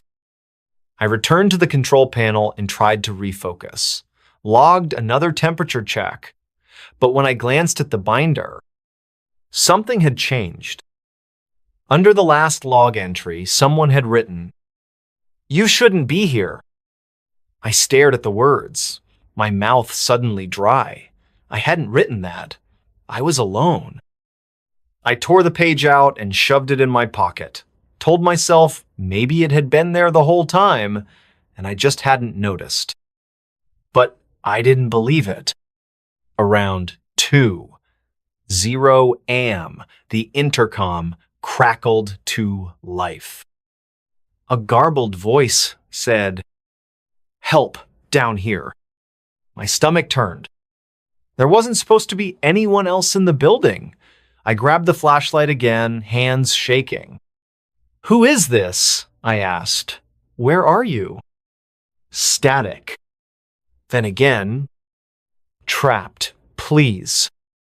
I followed the sound toward the maintenance sub-levelan area I hadn't been told about. The stairs were narrow and slick with moisture. The deeper I went, the colder it got. At the bottom was a long hallway lit by red emergency bulbs. I moved slowly, every step echoing like a gunshot. The voice came again. "Don't leave me here." I turned the corner. The hallway ended at a massive steel door marked Furnace Room B. It was ajar. I pushed it open. The heat hit me like a wave, but the room was empty except for a single charred hard hat resting in the center of the floor. The name etched into it? K.L. The worker who'd left mid-shift. Or, rather, hadn't left at all. I backed out of the room, heart hammering. That's when the door slammed shut behind me. I screamed and banged on the door, but it wouldn't budge. Then the whispers began. At first, it sounded like steam hissing from the pipes. But then I heard words. "We never left." "Join us." "Burned, but not gone." The lights dimmed. Shadows stretched across the walls, writhing like they were alive. I turned in circles, flashlight trembling. And that's when I saw them. Figures emerging from the darkness, half-formed, their bodies blackened and twisted. Faces melted, eyes hollow. They moved slowly, dragging themselves toward me with jerky, unnatural movements. I screamed, ran. I don't remember how I escaped the sublevel. Somehow, I made it back to the control panel. I grabbed my keys, my bag, and bolted out the front door into the rain. When I looked back, the lights in the factory windows were all off, except one, up on the second floor. And in that window, I saw a silhouette watching me. It raised a hand and waved. I quit the next day, didn't ask for my paycheck, didn't tell the agency what happened. A week later, I saw a news article. Temporary worker vanishes during night shift at Harlan Steelworks. A new guy, hired to cover my old spot. They never found him. And the factory? Still operational. Still hiring. But some nights, when I'm driving past those cornfields, I swear I see smoke rising from the roof. And if I roll down the window, I can still hear the whispers. We never left. Do you believe in ghosts now? Because I didn't. Until I met them. Next story.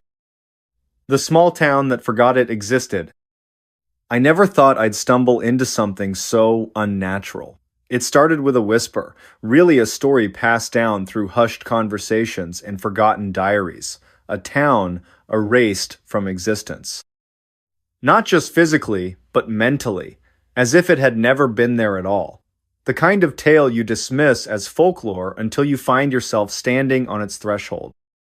My name is irrelevant now. I've tried to hold on to it, but the harder I grasp, the more it slips away like sand through my fingers.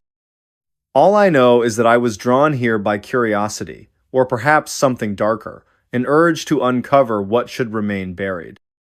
This place, this small town that forgot it existed, it calls to those who dare look too closely. Let me take you back to where it all began. It was late autumn when I first heard about it. I was in a bar, one of those dingy little holes in the wall where the patrons seem older than the building itself. The bartender mentioned it almost offhandedly while wiping down a glass already clean enough for surgery.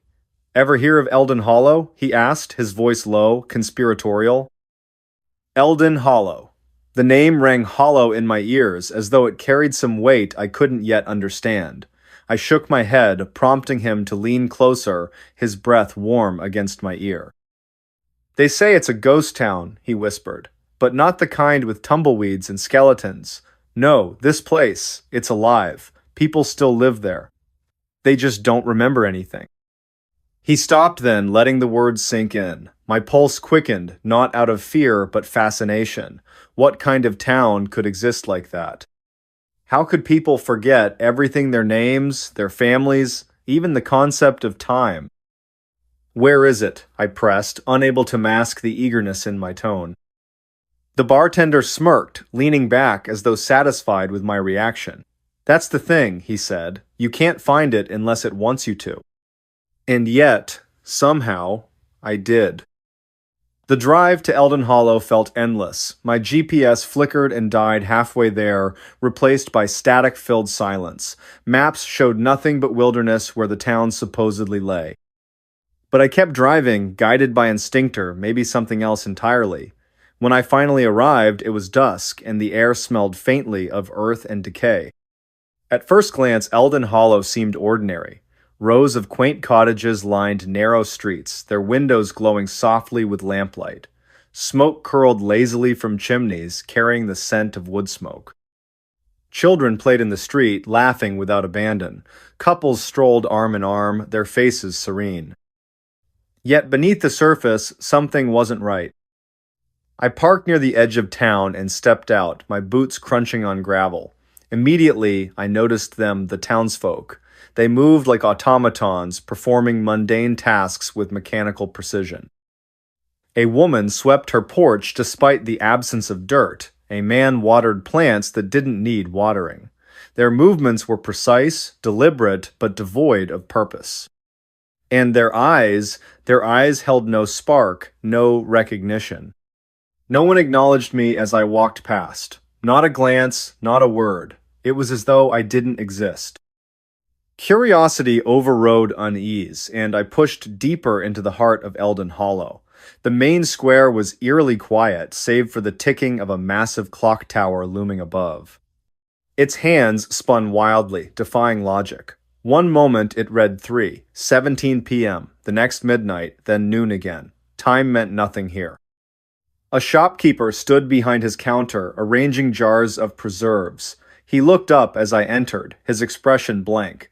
"Can I help you?" he asked, his voice monotone. "I'm looking for information," I replied cautiously. "About the town, about why it feels so strange." The shopkeeper tilted his head, confusion flickering across his face before smoothing over. "Strange?" he echoed. "This is Eldon Hollow. There's nothing strange about it." "But," I hesitated, unsure how much to reveal. "Don't you notice? The clocks? The way people act?" His brow furrowed slightly as though struggling to comprehend my meaning.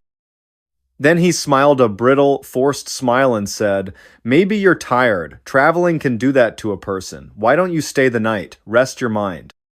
Before I could respond, he turned away, resuming his task with robotic efficiency.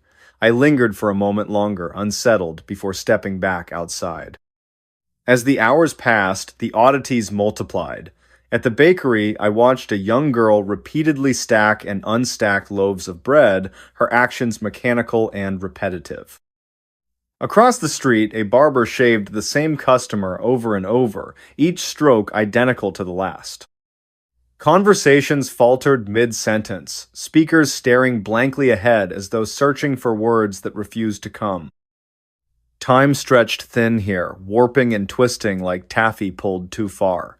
Minutes dragged into hours, days blurred into weeks, yet no one seemed to notice or care. Life in Eldon Hollow was a loop, a perpetual cycle of meaningless motion. By evening, I sought refuge in the local inn, hoping to piece together what I'd witnessed. The innkeeper greeted me warmly, though her smile lacked warmth. She introduced herself simply as Mrs. Harper, offering little else. Her memory, like everyone else's, appeared fragmented. She couldn't recall how long she'd lived in Eldon Hollow or even where she'd come from. "You must be new," she observed, setting a tray of tea on the table. "Most visitors don't stay long." "Why's that?" I asked, sipping the bitter liquid. She paused, considering. "Because they realize they don't belong here," she said finally. "This place, it changes you, makes you forget." Forget. The word hung heavy in the air, resonating with ominous implications. Forget what? Who? Why? That night, sleep eluded me. Shadows danced along the walls, cast by unseen lights. Outside, the wind howled, mournful and insistent. Somewhere in the distance, a dog barked incessantly, its cries echoing through the empty streets. I sat up, clutching the blanket tightly, and stared out the window. The moon hung low in the sky, blood-red and distorted. Beneath it, figures moved faceless silhouettes drifting aimlessly through the darkness. They weren't human, not anymore. Whatever remained of their identities had been stripped away, leaving behind shells of flesh and bone. What force drove this madness? Was it natural or supernatural, or worse, man-made? Answers came slowly, pieced together from fragments of conversation and discarded objects. An old journal found tucked beneath a loose floorboard spoke of experiments government-funded studies conducted decades ago. The entries grew increasingly erratic, filled with warnings of loss and void. One passage stood out. They promised progress. Instead, they took everything: memories, identities, souls. Progress, void.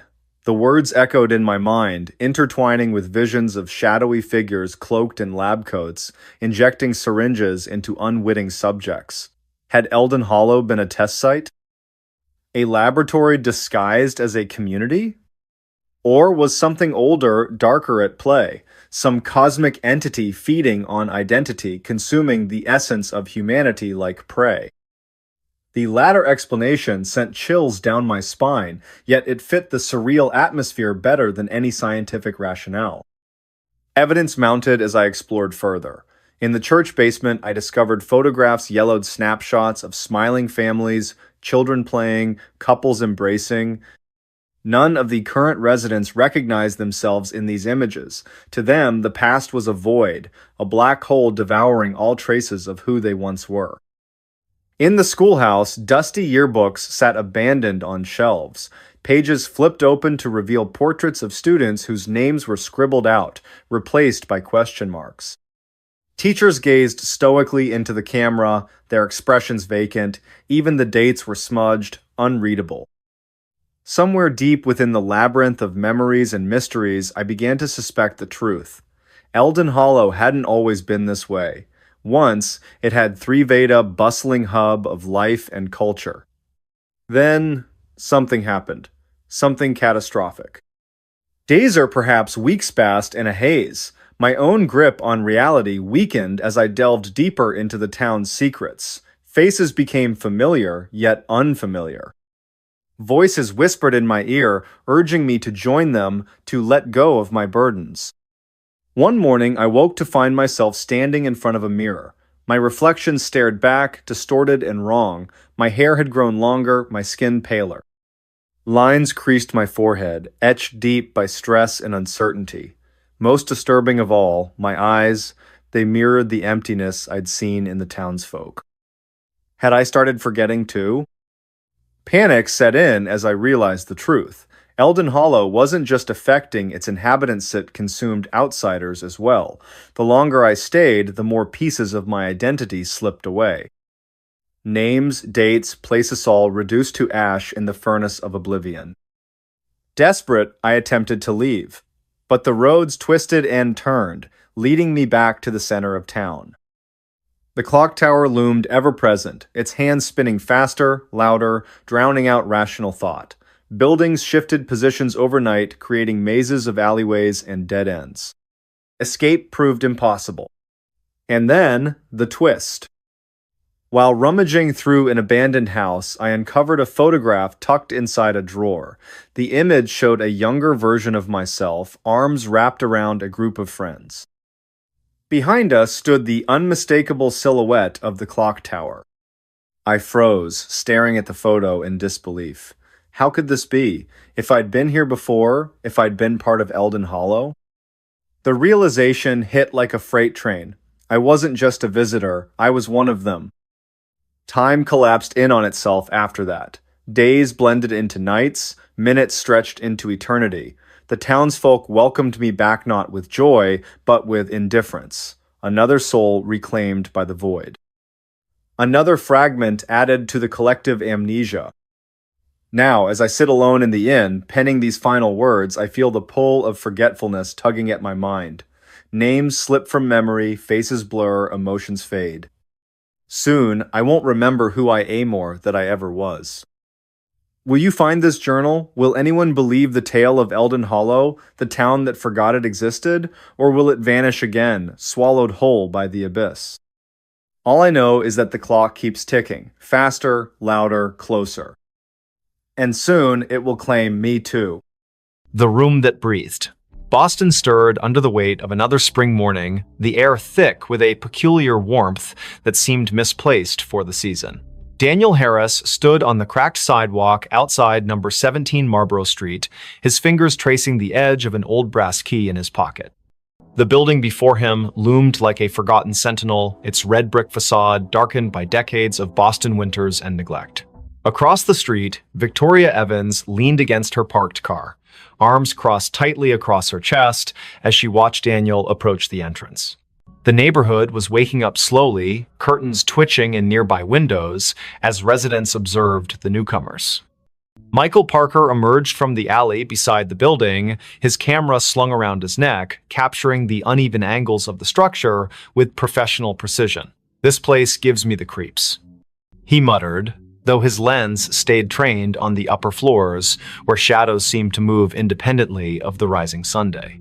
Daniel's footsteps echoed hollowly as he climbed the worn stone steps to the front door.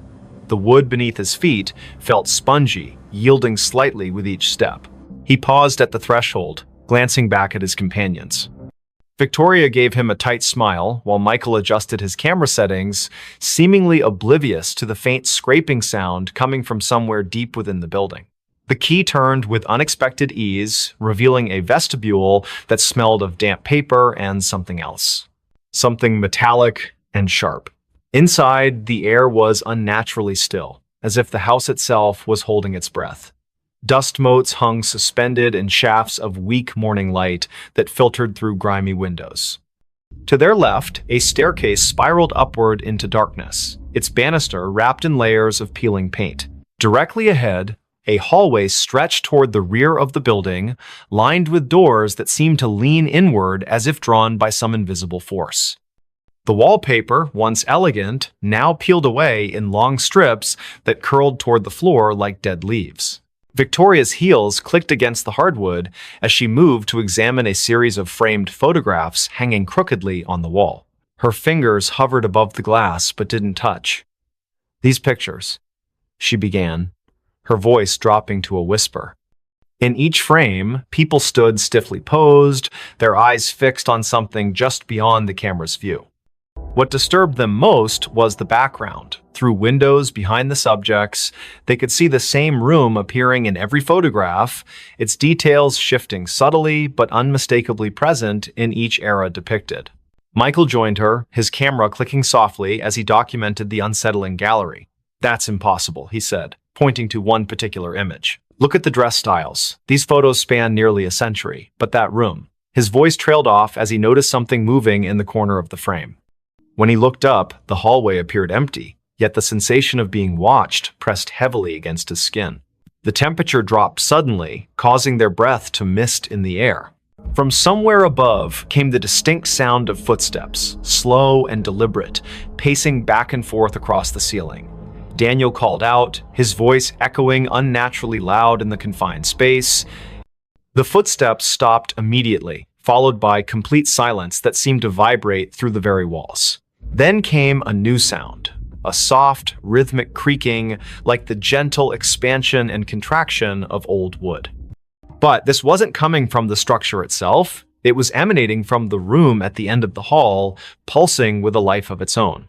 Daniel took the first step toward the source of the sound, his palm slick against the railing of the staircase. The wooden steps groaned beneath his weight, each complaint sounding louder than the last. Halfway up, he paused, certain he'd heard whispered words trailing after him like cobwebs brushing against his ears.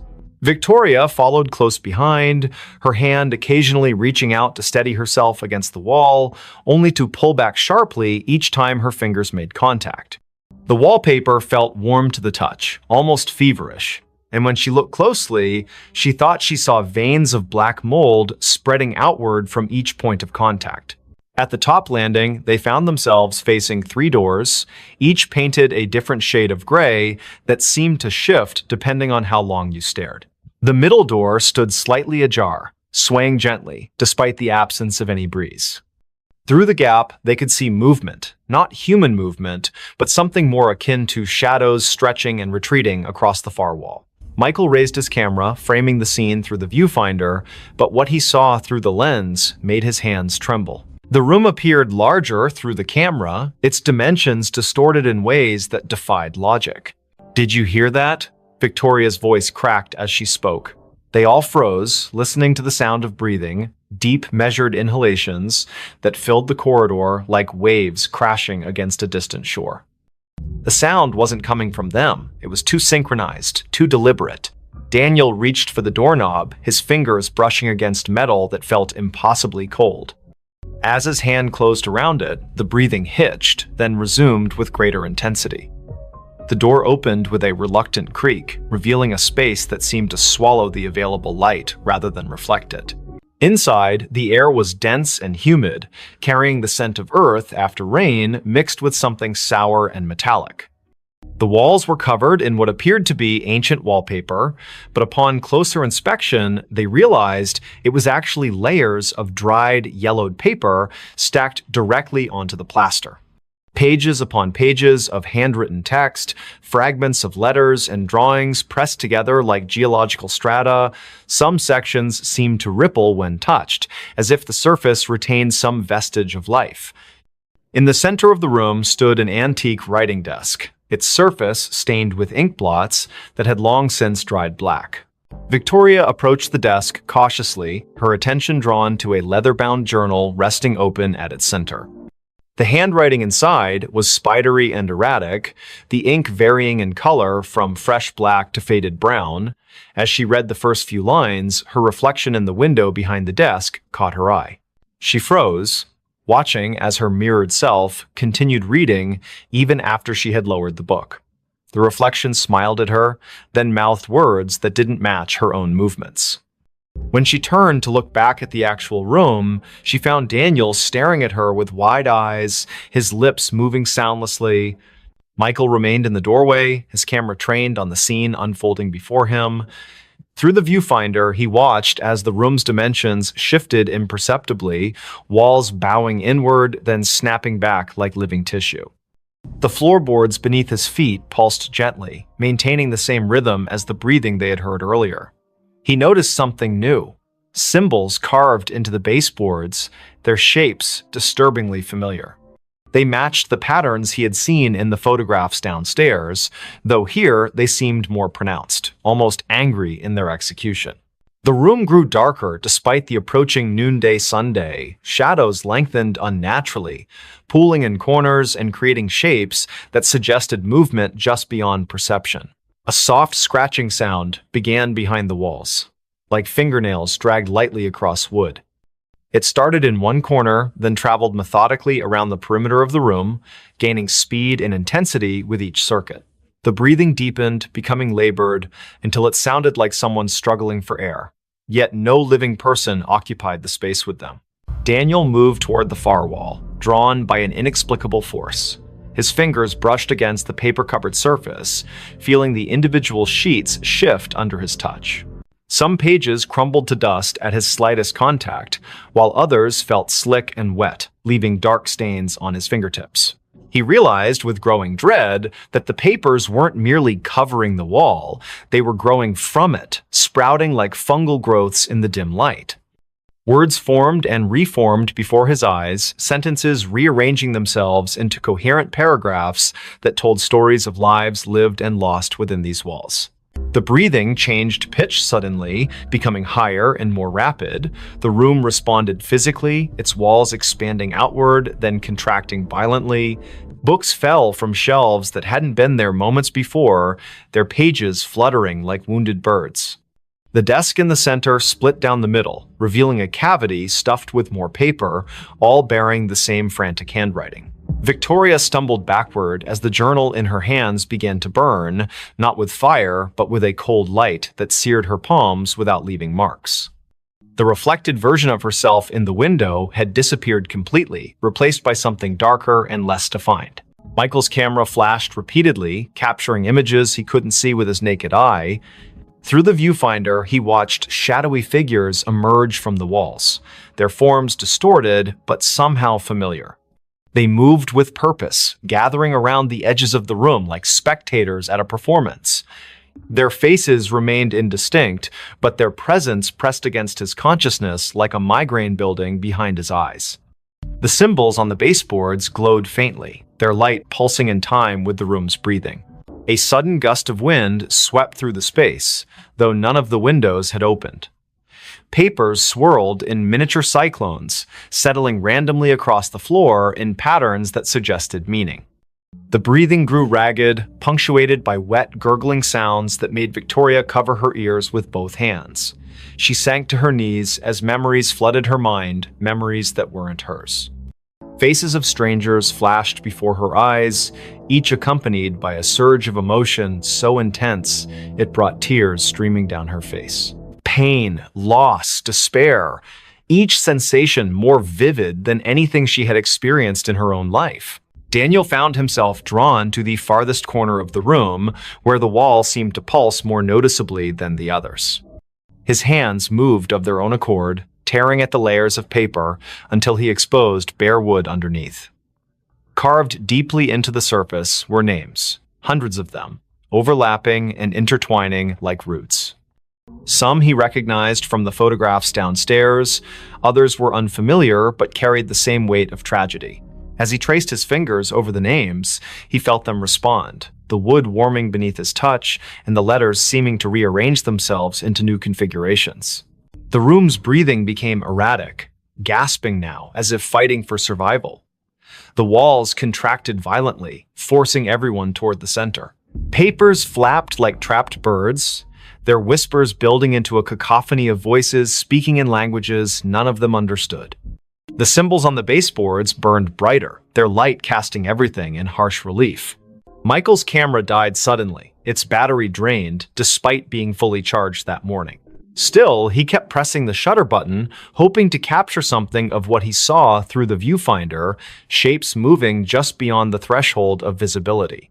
Victoria screamed as the floor beneath her feet gave way, not collapsing, but opening like a mouth hungry for sustenance. She fell forward, catching herself on hands that sank partially into the wood as if it had become liquid. The journal's cold light spread across her arms, illuminating veins that seemed to contain flowing ink rather than blood. Memories continued to assault her mind, each one bringing physical pain that made her whole body convulse. The reflected version of herself returned in the window, reaching out toward her with hands that passed through the glass as if it were water. Daniel tore at the wall faster now, his fingers bleeding as he clawed deeper into the wood. With each name he uncovered, the room reacted more violently. The breathing became wheezing, punctuated by wet coughs that sprayed droplets of something dark against the remaining intact wall. The uncovered names began to glow, their light joining with that of the symbols on the baseboards until the entire room shimmered with an otherworldly radiance.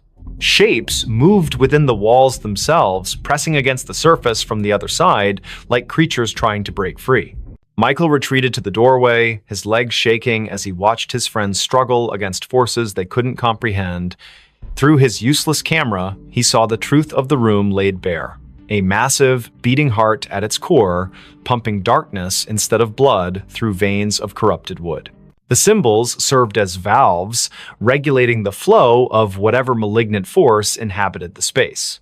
The photographs downstairs weren't just documentation, they were warnings, each one showing the room consuming another victim who had come too close to understanding its nature. The breathing stopped suddenly, leaving a silence so profound it hurt their ears. The room held its collective breath, waiting. The walls began closing in, not quickly, but inevitably, their movement accompanied by the sound of thousands of pages turning simultaneously. Victoria pulled herself free from the floor, her arms streaked with black ichor that evaporated into smoke before hitting the ground. The journal's light had consumed her shadow, leaving her outlined in negative space. She joined Daniel at the wall, helping him tear away the remaining paper in a desperate attempt to reach whatever core lay hidden beneath. As they worked, the room showed them its true face. The walls weren't solid, they were composed of compressed memories, each layer containing the essence of someone who had tried to understand or escape. Faces pressed against the surface from the other side, their mouths open in silent screams that vibrated through the very bones of the building. The symbols on the baseboards merged into a single pulsing sigil that dominated the floor, its light so bright it burned away the darkness entirely. The heart at the room's center beat once, twice, then exploded outward in a wave of energy that threw them all backward. When they opened their eyes again, they found themselves standing outside number 17 Marlborough Street. The building looked different now, newer somehow, its bricks clean and its windows reflecting the afternoon sun without distortion. A young couple walked past them, discussing plans to renovate the upstairs apartment. Daniel reached into his pocket for the brass key, but found only lint. Michael's camera hung heavy around his neck, its memory card wiped clean. Victoria's hands bore no marks, though she could still feel the phantom burn of ink-filled veins beneath her skin. They never spoke about what happened inside the room. Each carried their own piece of its secret, buried deep where it couldn't consume them completely. Sometimes, late at night, Daniel would wake to the sound of breathing coming from his closet. Michael developed a habit of taking long detours to avoid walking past 17 Marlborough Street. Victoria found herself drawn to old journals and letters, unable to resist the urge to document everything she encountered. The room had marked them, claimed part of their essence, and though they had escaped its physical confines, its influence followed them like a shadow that refused to dissipate. Weeks later, during another unseasonably warm spring morning, a new set of tenants moved into the building. They marveled at how well-preserved the old place was, how the upstairs apartment seemed to breathe with a life of its own. In the main bedroom, they discovered an antique writing desk with a leather-bound journal resting open at its center. The first tenant to touch it felt a surge of inspiration so powerful it brought tears to her eyes. She began writing immediately, her pen moving across the page with a will that wasn't entirely her own. Outside, the wind picked up, carrying with it the faint sound of pages turning and the gentle, measured breathing of something that had waited patiently for new voices to add to its collection. Don't just watch in the dark, click subscribe, like, and join now. Before we begin, tell me where are you listening from and what time is it there? The Book That Called Me. The streets of Chicago were slick with rain, reflecting the dim orange glow of streetlights like shattered mirrors. It was 5 in the morning, and the city seemed to hold its breath under a heavy sky streaked with gray clouds. The storm had rolled in from Lake Michigan without warning, drenching everything in sight. Victoria Evans stood on the corner of Wabash Avenue, clutching her coat tighter around herself as she waited for the traffic light to change. She hated mornings like this, cold, wet, and eerily quiet, but her job at the library demanded punctuality. Victoria worked at Harold Washington Library Center, a towering structure that loomed over South State Street like some ancient sentinel. The building's glass facade shimmered faintly in the pre-dawn gloom, catching the occasional flash of lightning that lit up the horizon. As she approached the entrance, her shoes squelching against the wet pavement, she noticed something odd, a single book lying face down on the steps leading up to the main doors. Its cover was dark, almost black, and water pooled around it in tiny rivulets. No one else was around. The security guard, who usually manned the early shift, hadn't arrived yet. She hesitated for a moment before picking it up. The book felt heavier than it should have been, its pages damp but not entirely soaked through. There was no title on the spine or cover, just an embossed pattern of swirling lines that seemed to shift slightly when viewed from different angles.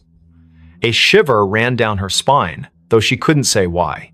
Maybe it was the way the book felt. Alive somehow, pulsing faintly in her hands. Still, curiosity got the better of her. She tucked it under her arm and pushed open the heavy glass door. Inside, the library was silent except for the faint hum of fluorescent lights overhead. Rows upon rows of shelves stretched out into shadowy corners, their contents neatly organized, yet somehow foreboding in the dim light. Victoria made her way to the circulation desk near the center of the atrium, setting the book down carefully, as if afraid it might bite. Her fingers lingered on the cover for a second longer than necessary before she pulled them away abruptly. Something about it unsettled her deeply, though she couldn't put her finger on what exactly it was. Her coworker, Daniel Harris, arrived shortly after, yawning loudly as he shuffled toward the desk. He was tall and lanky, with messy brown hair that stuck out in all directions despite his best efforts to tame it. "Morning, Vic," he muttered, glancing briefly at the book before shrugging. "What's this?" "I found it outside," Victoria replied, keeping her voice low so as not to disturb the stillness. "It doesn't have a title or anything." Daniel raised an eyebrow but didn't comment further. Instead, he reached out to touch the book, his hand hovering above it for a moment before making contact. His expression changed instantly from mild curiosity to outright alarm. "Whoa, this thing is freezing." Victoria nodded, though she hadn't thought much of the temperature earlier. Now that Daniel mentioned it, the air around the book did seem colder, almost unnaturally so. She watched as he flipped it open cautiously, revealing blank pages that looked yellowed with age despite being completely dry, or at least they appeared blank at first glance. When Daniel tilted the book slightly toward the light, faint words began to emerge, written in ink that shimmered like oil slicks. They weren't English or any language Victoria recognized, but the shapes twisted and writhed across the page as if trying to escape the confines of the paper. "This is messed up," Daniel whispered, snapping the book shut quickly. He glanced around nervously, as if expecting someone or something to appear from the shadows. "We should probably report this to management." But Victoria shook her head firmly. "Not yet. Let me look at it again." She wasn't sure why, but the book called to her in a way she couldn't explain. It wasn't just curiosity anymore, it was compulsion, a gnawing need to understand what lay within those shifting symbols. Reluctantly, Daniel handed it back to her, muttering something about coffee before disappearing into the staff lounge. Alone now, Victoria opened the book once more. This time, the sensation was stronger, the weight of unseen eyes watching her every move. The text seemed clearer too, forming jagged patterns that pulsed rhythmically, almost like a heartbeat. Without realizing it, she leaned closer, her nose nearly brushing the surface of the page. And then she heard it a whisper, soft and insidious, threading itself into her thoughts. It wasn't audible in the traditional sense, more like a memory surfacing unbidden. The voice spoke in fragments, disjointed phrases that coalesced into meaning only when she focused hard enough. "Find me," it said. "Free me." Startled, Victoria slammed the book shut, her heart pounding wildly in her chest. Had Daniel heard it? Was she imagining things? She glanced toward the staff lounge, half expecting him to come running out, but there was no sign of him, just silence and the oppressive weight of the library closing in around her. For the rest of the day, Victoria tried to focus on her duties, shelving returned books and assisting patrons with research queries. But the presence of the mysterious volume weighed heavily on her mind. It sat on the edge of her desk, seemingly innocuous yet impossible to ignore. Every time she passed by, she swore she could feel it humming softly, vibrating with suppressed energy. By late afternoon, the temptation became unbearable. She locked herself in the staff break room, determined to decipher even a fraction of what the book contained. The whispers returned almost immediately, louder this time, overlapping each other until they formed a cacophony of voices. Some pleaded for help, others screamed in agony, while a few laughed maniacally. Victoria pressed her palms against her ears, shaking her head violently to block them out. But the sound wasn't external, it came from inside her own skull, burrowing deeper with each passing second. Tears streamed down her face as she forced herself to concentrate, tracing the intricate patterns on the page with trembling fingers. Slowly, painstakingly, the symbols began to rearrange themselves, forming words she could finally understand. "They seek you," the text read. "They hunger." Before she could process what it meant, the lights flickered violently, plunging the room into darkness. A low rumble echoed through the building, like distant thunder, but somehow wrong, unnatural. Victoria scrambled to her feet, clutching the book tightly as she fumbled for the doorknob. When she stepped back into the main hall, the atmosphere had shifted dramatically. Shadows danced along the walls where none